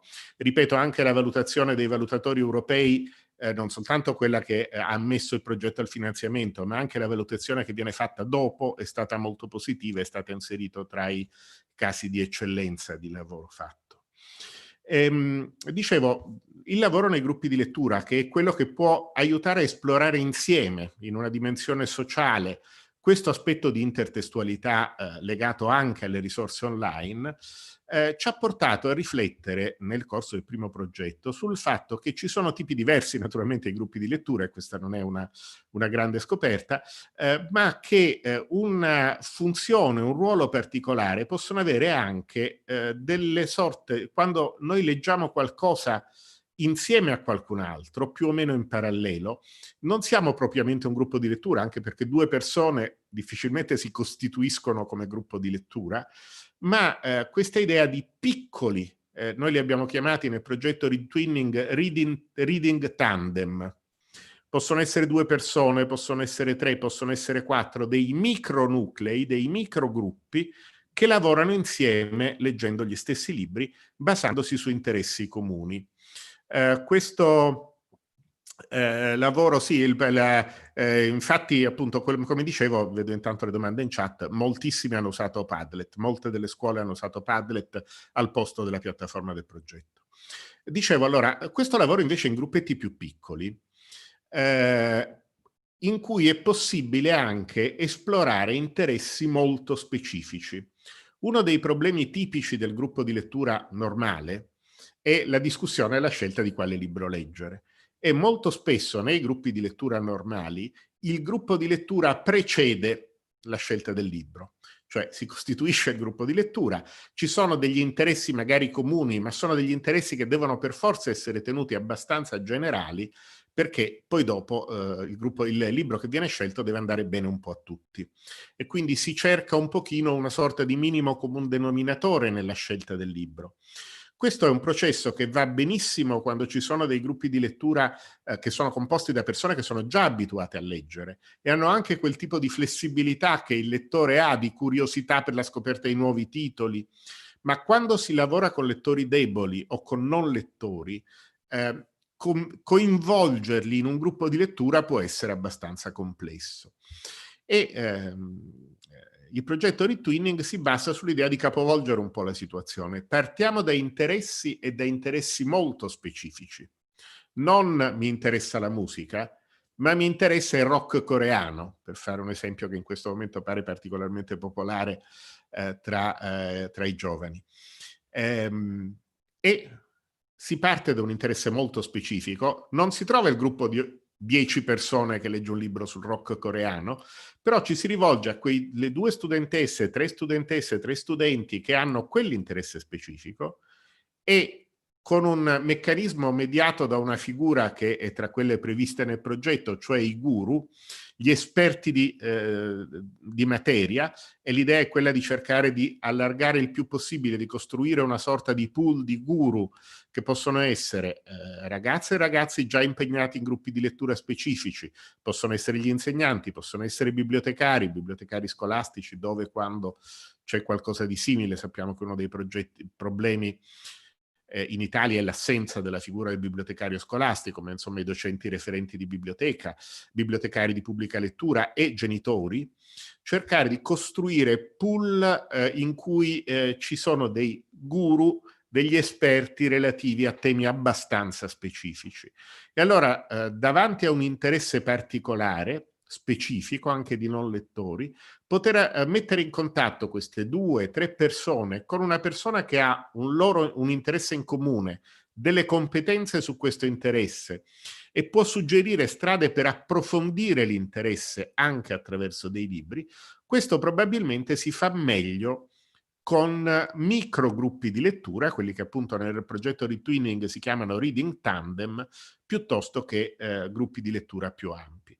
Questo era un po' il punto di partenza, anzi era già un livello di prima elaborazione del progetto e già potete intuire un pochino come si dovrebbe sviluppare il progetto dal punto di vista metodologico. Questo è un progetto in corso che è iniziato a poco più di un anno, cioè lavorare per dare strumenti adatti per costruire microgruppi di lettura e metterli in contatto con i guru disciplinari e contemporaneamente costruirgli intorno un ambiente che non sia bolla, perché il rischio che naturalmente c'è nel lavorare su interessi molto specifici, il vantaggio che io credo sia enorme è quello di poter andare a prendere anche la persona che normalmente non legge, ma che se gli dice guarda che tu sei appassionato di cricket e noi abbiamo il gruppo che lavora sul cricket, anche leggendo un libro sul cricket, si vada a prendere l'interesse specifico. Non so quanti ragazze e ragazzi siano interessati al cricket, immagino nessuno, però diciamo se io riesco a cogliere un interesse molto specifico, a rispondere a questo interesse molto specifico, è molto più facile coinvolgere anche nella lettura chi non legge. Ecco, da questo punto di vista ascoltare gli interessi più che lavorare di proposte, come invece veniva spesso fatto nei gruppi che lavoravano sul progetto Living Book e in generale i gruppi di lettura, il lavoro che è organizzato nelle biblioteche, molto spesso si ascolta naturalmente, non è che non ascoltiamo le bambine, i bambini, le ragazze e i ragazzi con cui lavoriamo, cerchiamo di individuare letture possibili che vadano incontro ai loro interessi, ma lo si fa in un senso più generale. Quando si riesce a lavorare sugli interessi specifici, il risultato può essere, io credo, interessante, in particolare appunto per lettori deboli e non lettori. Quando noi abbiamo formulato questa idea generale di progetto era pre-Covid. Dopodiché c'è piombata addosso l'emergenza Covid e c'è stato il problema e la criticità non piccola di capire come riformulare un progetto che prevedeva un'interazione nelle scuole, all'interno di una scuola, non soltanto all'interno del gruppo classe, perché la raccomandazione era quella di lavorare sempre trasversalmente, anche rispetto ai gruppi classe, anche mettendo in contatto studentesse e studenti di scuole diverse, di paesi diversi. Però c'era evidentemente, diciamo, il Covid è stato un fattore anche qui di rottura non da poco. Tutto questo tessuto su cui il progetto doveva lavorare è un tessuto che è stato profondamente scosso in tutti i paesi partner, le scuole sono andate in lockdown e è stato molto complicato continuare a lavorare al progetto. Devo dire, tutti i partner abbiamo affrontato questa sfida, diciamo, hanno affrontato soprattutto i partner scuole. Noi abbiamo tra i partner una scuola secondaria superiore rumena, una scuola, diciamo quelle che corrispondono un pochino ai nostri comprensivi, istituti comprensivi di Cipro, e un'altra scuola più o meno istituto comprensivo in Portogallo. In più, per tradizione, abbiamo lavorato anche con scuole italiane con cui eravamo già in contatto, come Forum del Libro, quindi abbiamo lavorato con diverse scuole, e in una situazione in cui le persone che lavoravano nel mondo della scuola erano appunto prese da altri problemi piuttosto pressanti. Però appunto tutte e tutti hanno accettato questa sfida e si è lavorato per cercare di ripensare questo modello dei reading tandem in funzione di una situazione come quella della pandemia, in cui era molto difficile poter lavorare concretamente in presenza insieme. E lo abbiamo fatto da due punti di vista, cercando per un verso di lavorare sull'idea delle letture familiari, soprattutto per i bambini e le bambine più piccole, costruire modelli di lettura familiare è stato, diciamo, dare anche degli strumenti. Per esempio abbiamo costruito un template, un modello di diario di lettura a 2 o a 3. Il modello è a 3, lo si può ridurre a 2 o allargare a 4 o a 5, ma è pensato come modello a 3, in cui 3 persone che stanno leggendo lo stesso libro possono, come dire, rispondere e tenere un diario di lettura comune. È anche divertente, ci sono degli avatar in testa, e questo lavoro è stato fatto da intanto credo di poter interrompere la condivisione dello schermo. È stato fatto questo lavoro su questo template, poi eventualmente vi posso passare senza problemi una copia del template e anche qualche esempio del lavoro che è stato fatto dalle scuole. Per esempio in Romania, la scuola romena ha creato non proprio la scuola superiore con cui noi lavoravamo, ma con la sessione, diciamo, parallela di quella che da noi è la secondaria di primo grado, hanno creato circa un centinaio di reading tandem di 2 o 3 persone, molti familiari e altri invece tra amiche e amici, e quindi sono partiti in Romania un centinaio di reading tandem, di microgruppi di lettura, che hanno usato questo diario di lettura come strumento comune. Era uno strumento ancora completamente fisico, perché il lavoro online, anche qui prevediamo degli strumenti online, cercando anche di far tesoro un po' del problema che avevo detto prima, e devo dire che è stato un uso, ma mi ha colpito molto andare a guardare la directory del Google Drive del progetto, in cui le scuole hanno inserito i diari di lettura creati da questi micro gruppi di lettura. È impressionante vedere quanto siano stati usati, cioè evidentemente questo tipo di adattamento ha funzionato abbastanza bene. È anche interessante andare a vedere le scelte dei partner in questi reading tandem, quanti hanno scelto la madre, quanti hanno scelto il padre, quanti hanno lavorato con la madre e il padre, quanti hanno lavorato con il fratello o con la sorella, quanti hanno lavorato con l'amica o con l'amico. Questa idea di reading tandem in questa situazione difficile, che probabilmente avrebbe comunque reso più difficile lavorare in contesti più ampi, è stata un'idea che durante il lockdown ha funzionato. Sul sito vi faccio vedere anche quest'ultima cosa, un altro lavoro che abbiamo fatto e che non era previsto nel progetto iniziale, diciamo, ma è stato, per così dire, un po' imposto dall'emergenza, è stato un lavoro di costruzione di risorse, sono già sul sito. Questo naturalmente è un sito ancora fortemente in fieri, non è neanche un alfa perché siamo ancora nella prima fase del progetto, ma abbiamo inserito una pagina di risorse che comprende una grande quantità di segnalazioni su discussioni, offerte di strumenti particolari legate in particolare alla lettura nella fase della pandemia. Vedete che ce ne sono in varie lingue di partner dei progetti, molte cose naturalmente sono in inglese, ma dà un'idea di risorse possibili, anche articoli che mostrano alcune esperienze internazionali, per esempio appunto esperienze inglesi come quelle di questo articolo del Guardian. L'idea, come dicevo, che è difficile nel periodo della pandemia lavorare sulla lettura, anche proprio perché, per le considerazioni che facevamo prima, cioè abbiamo cercato di mettere insieme una grande quantità, se si va avanti sono parecchie schermate, di indicazioni e risorse che vengono segnalate dai partner e che possono essere utili in questa situazione. E quindi abbiamo cercato di dare una qualche funzionalità alla piattaforma, al sito del progetto, anche in una situazione in cui in teoria questo sito poteva anche non esistere ancora, perché la piattaforma vera e propria è una fase di sviluppo successiva di un progetto che è iniziato relativamente da poco. Però appunto ci abbiamo lavorato parecchio ed è uno dei risultati. Ma direi che il risultato più interessante da questo punto di vista è stato proprio quello del lavorare, vedere come questo lavoro sui piccoli gruppi di lettura, sui micro gruppi di lettura, sui reading tandem, sia stato qualcosa che anche nel periodo del lockdown e della pandemia tutte le scuole partner sono riuscite a portare avanti abbastanza bene. Evidentemente è una modalità di lavoro che può funzionare anche in una situazione difficile come quella che stiamo attraversando.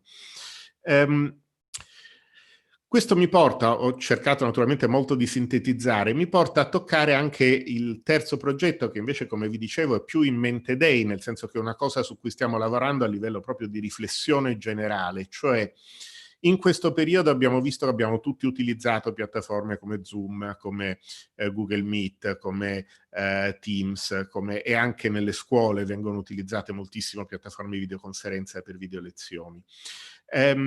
Il mondo delle piattaforme utilizzabili per questo tipo di attività si divide sostanzialmente in due grandi categorie. Da un lato ci sono le piattaforme per videoconferenze, come quella che stiamo usando adesso, che offrono anche un po' di funzionalità aggiuntive. Per esempio, adesso io non so se Zoom permette o no di scambiarsi un file, ma si può condividere lo schermo, si può usare in molti casi una lavagna condivisa, cioè ci sono un po' di funzionalità che sono intorno al gruppo di lavoro che si sta riunendo.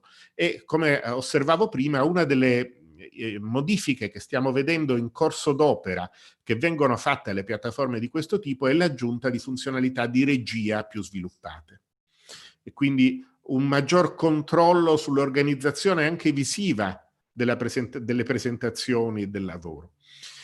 Quindi da un lato ci sono piattaforme di questo tipo, dall'altro ci sono le tradizionali piattaforme che vengono utilizzate invece per discussioni online, per esempio le piattaforme di social reading per quello che riguarda la lettura, piattaforme come Goodreads, come Anobi, come tante altre.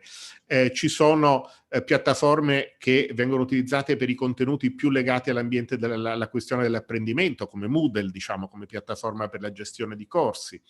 Ecco, queste due tipologie di piattaforme, le piattaforme per videoconferenza e le piattaforme che possiamo forse raggruppare intorno all'etichetta CMS, sistemi di gestione dei contenuti, Content Management System, o LCMS, Learning Content Management System, sistema di gestione di contenuti di apprendimento. La dicotomia tra queste piattaforme rende a volte non facile organizzare quel tipo di attività integrate che normalmente una scuola, una biblioteca, un'associazione culturale che fa attività di promozione della lettura, di organizzazione di eventi culturali ha bisogno di avere a disposizione. Cioè tipicamente per lavorare bene in un progetto, per esempio, di incontro culturale, sarebbe utile avere a disposizione tutte e due le tipologie di strumenti. Allora, la lezione del primo progetto ci suggerisce che non è il caso di cercare di reinventare la ruota, cioè non ci sono le forze perché un singolo soggetto, qualunque sia, si metta a costruire da zero una piattaforma completamente nuova. Però cercare di utilizzare dal punto di vista tecnico quelle che si chiamano le API, cioè gli strumenti, diciamo, di integrazione di messa a disposizione da piattaforme diverse per costruire un ambiente in cui sia possibile, per esempio, lavorare sul libro e la lettura, non soltanto organizzando la riunione occasionale, ma tenendo nell'ambiente i materiali che possono essere distribuiti, la registrazione della riunione, dei forum per continuare la discussione anche dopo, cioè cercare di costruire un ambiente integrato per lavorare anche online con iniziative di questo tipo. Questa è una cosa che secondo me merita, diciamo, una riflessione e su cui si può cercare di lavorare. Credo che anche come Forum del Libro proveremo a vedere se ci sono occasioni, progetti, progettualità nazionale europea in cui si può cercare di proporre questo tipo di lavoro, però un'osservazione che possiamo fare è questa. E se noi volessimo pensare a strumenti di questo tipo, naturalmente non li dobbiamo pensare in funzione soltanto dell'emergenza Covid, anche se in questa situazione sarebbero molto utili, ma dobbiamo pensarli anche in funzione di una gestione, come dicevo, integrata. E qui arrivo alle conclusioni. Vi dicevo che la mia impressione è che il post, speriamo di arrivarci il prima possibile, il post-Covid, quando l'emergenza sarà effettivamente superata, il post-Covid è un periodo in cui potremo finalmente tornare a organizzare lavori in presenza, incontri, ma in cui avremo alle spalle anche un bagaglio di competenze e di esperienze sull'uso di ambienti digitali che non dovremo dimenticarci. Dovremo cercare di integrare il più possibile e davo un esempio prima, quello di allargare lo sguardo. Anche in una situazione post-Covid in cui non abbiamo più vincoli, la possibilità di avere partecipazione integrata dall'esterno e di averla gestita bene, non semplicemente l'intervento sul video, diciamo l'intervento via Skype che si faceva anche prima, si può certo continuare a fare, ma avere un ambiente di lavoro in cui si incastri anche l'attività in presenza, ma a cui si incastri anche la possibilità di conservare contenuti, di svolgere una parte delle attività, di lavorare insieme. Per esempio, gruppi di lettura che integrino strumenti di questo tipo e incontri in presenza potrebbero benissimo lavorare in presenza per la discussione normale del libro, di quello che...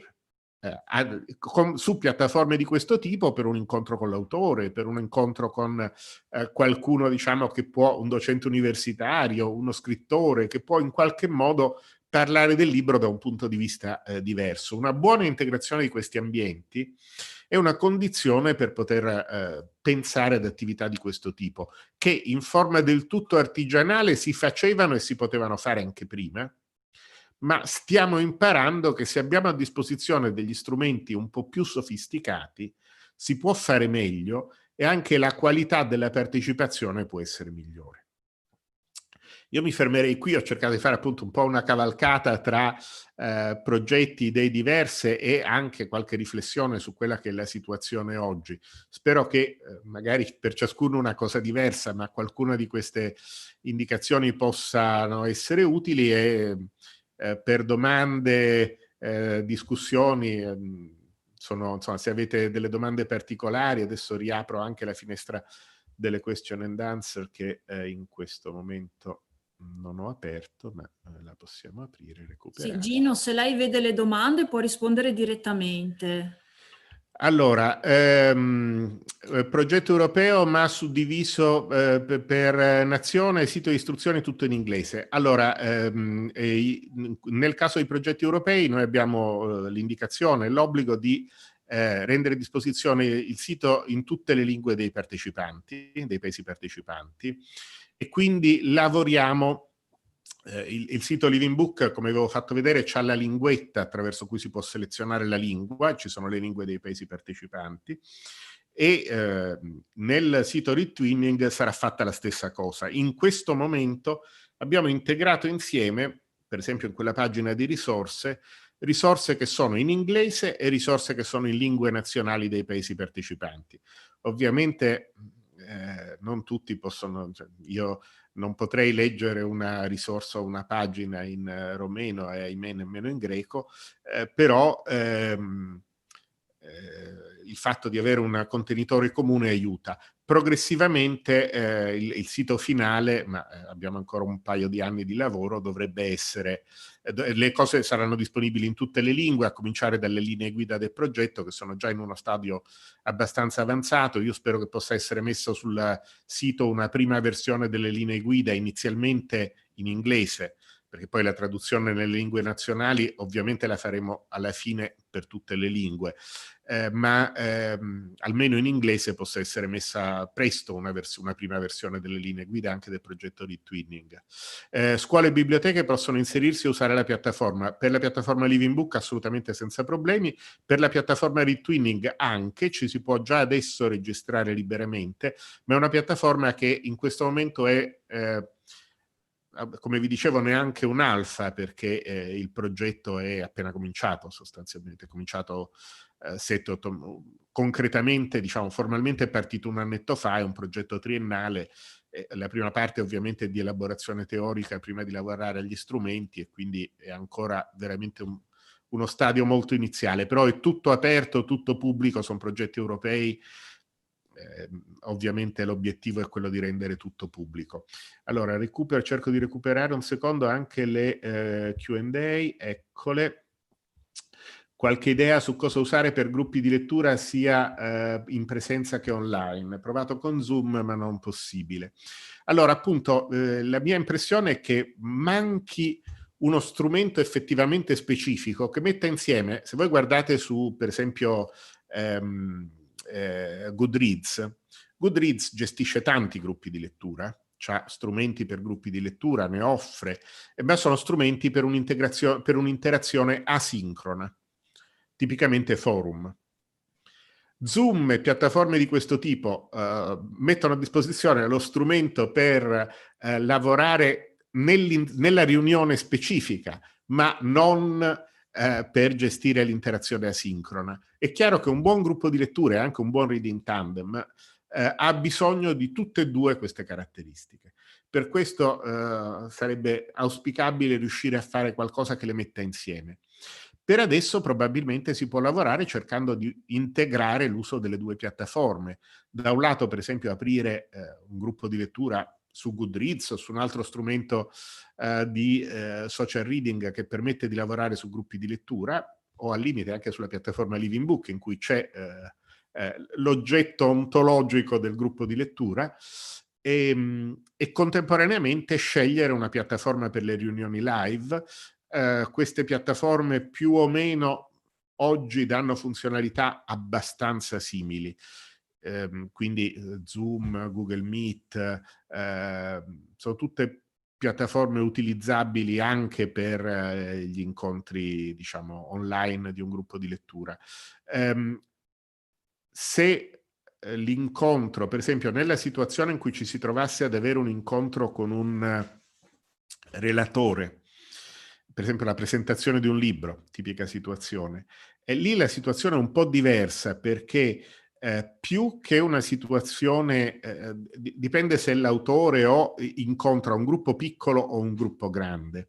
Se c'è un piccolo gruppo, allora è molto bello anche la situazione totalmente paritaria che può essere garantita da piattaforme come appunto Zoom o Google Meet, che pure Zoom, come vedete anche qui, permette di distinguere naturalmente tra i relatori e i partecipanti, ma è una situazione diciamo di più allargata partecipazione. Oppure piattaforme come StreamYard, che invece permettono una regia molto accurata, eventi come un festival letterario, difficilmente lo si può gestire su una piattaforma tipo Zoom, ha molto più senso utilizzare uno strumento come StreamYard e lo streaming verso StreamYard, cioè il vantaggio che permette lo streaming, e strumenti simili, ripeto, sono solo esempi, cioè il vantaggio che permette lo streaming verso piattaforme, diciamo, di streaming diverse, quindi verso YouTube, verso lo streaming sulla pagina Facebook, lo streaming sulla pagina del sito, lo streaming in alcuni casi su Instagram. Usare, diciamo, questo tipo di piattaforme è una specie di punto di partenza comune e di regia comune per poter poi dopo diffondere l'evento su piattaforme social diverse. Quindi per quel tipo di eventi funziona meglio StreamYard, per dire, di Zoom, se si organizza un festival letterario. Se si organizza il piccolo gruppo di lettura, può benissimo riunirsi anche attraverso noi.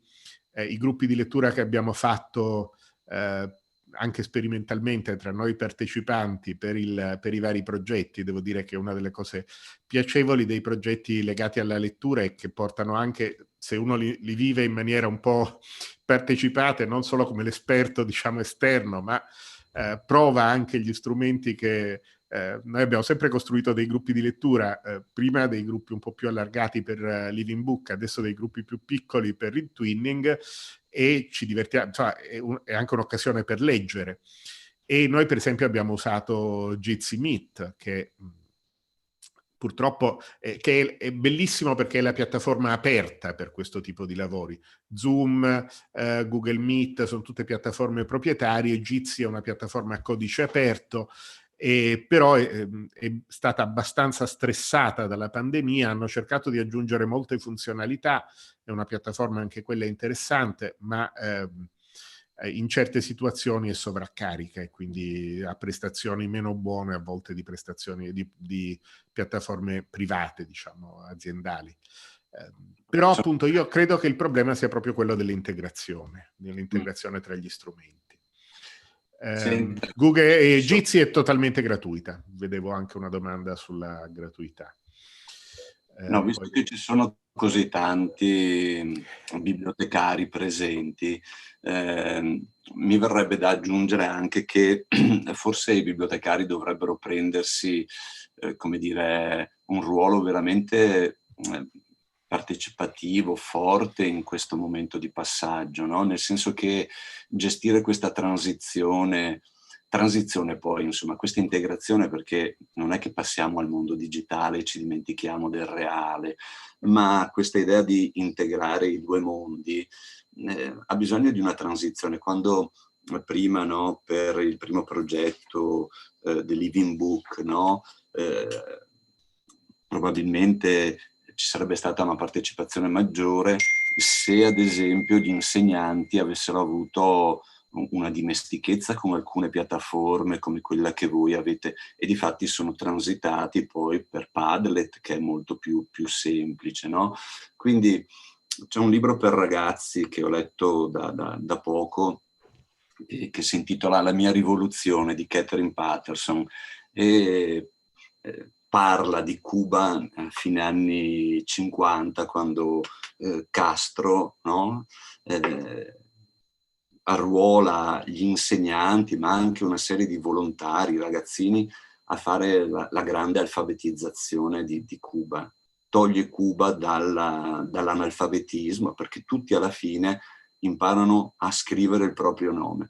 Ecco, forse in questo momento bisognerebbe fare, no, questa grande transizione, no?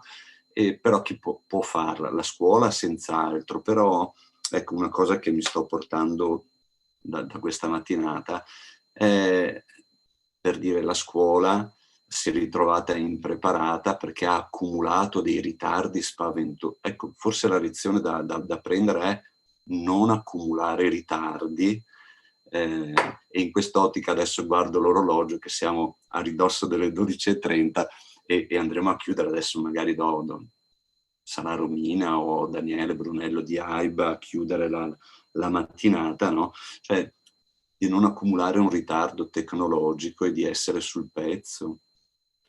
Assolutamente, peraltro il raccordo tra il mondo della scuola e il mondo delle biblioteche da questo punto di vista è assolutamente essenziale. Voi sapete che è una vita che io cerco, diciamo, di battermi perché si lavori molto sul fronte delle biblioteche scolastiche, perché le biblioteche scolastiche sono intanto il luogo in cui prepariamo lettori che siano consapevoli anche del fatto che esistono le biblioteche, e poi le biblioteche scolastiche possono essere la sede ideale per fare questo tipo di lavoro anche di quella che in linea generale si chiama information literacy, alfabetizzazione informativa, ma anche alfabetizzazione e conoscenza all'uso degli strumenti, che è fondamentale. Noi abbiamo visto che nelle scuole in cui ci sono biblioteche scolastiche funzionanti, le scuole che per esempio avevano attrezzato delle biblioteche scolastiche con il bando Azione 24 del Piano Nazionale Scuola Digitale, in generale dove c'erano biblioteche scolastiche funzionanti,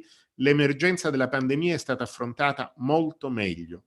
In molte situazioni la biblioteca scolastica è diventata, pur dovendo chiudere i servizi in presenza e in alcuni casi purtroppo anche rinunziare agli spazi fisici della biblioteca, lì ci sarà un enorme lavoro per recuperare quegli spazi per le funzioni di biblioteca, ma dove si è conservata l'idea del servizio della biblioteca scolastica, questa è stata fondamentale per cercare di lavorare al meglio sulla pandemia. Per esempio la questione anche del prestito dei dispositivi nelle situazioni di esclusione tecnologica e di difficoltà. Chi fa nella scuola il prestito dei dispositivi? Chi va a gestire il prestito del portatile o del tablet alla studentessa o allo studente che non li ha e che ha problemi? Chi si occupa per esempio di gestire i contratti con la SIM dati per le situazioni in cui non c'è un collegamento a internet e bisogna cercare di dare alle studentesse e agli studenti anche la possibilità di utilizzare un collegamento a internet. Dove c'è la biblioteca scolastica queste cose sono infinitamente più semplici e c'è un soggetto che può cercare, ovviamente non è il lavoro normale dei bibliotecari scolastici fare questo, però dove c'è una biblioteca scolastica diventa automaticamente il punto di raccordo delle competenze anche in una situazione di emergenza di questo tipo, delle competenze legate appunto al lavoro sull'informazione. E questa è una cosa che non ripeteremo mai abbastanza, quanto sono importanti le biblioteche scolastiche e quanto è importante il raccordo tra le biblioteche territoriali e la scuola.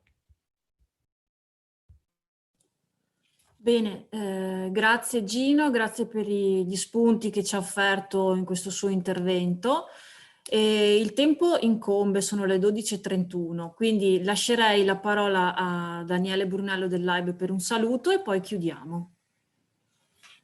Grazie Romina, grazie a tutti i relatori e a chi è intervenuto stamattina. Spero sia stata per tutti una giornata, una mattinata di confronto, di spunti e di utile per il domani, sia per chi deve fare i nuovi progetti, quindi progettare per i nuovi bandi del Città che Legge, sia per come affrontare o proiettarsi per il futuro per la gestione appunto e la promozione, più che la gestione, la promozione della lettura da qui in avanti, grazie anche agli spunti del dottor Roncaglia. Ringrazio Romina che ha portato pazienza tutta stamattina e ci ha fatto da maestra di cerimonia dell'incontro. Niente, io ringrazio tutti e spero che tutta la maratona che con oggi per noi, diciamo così, finisce l'edizione 2020, ma in realtà diventi una partenza e una ripartenza per domani. Bene, grazie Daniele e grazie a tutti quanti. Un saluto a tutti.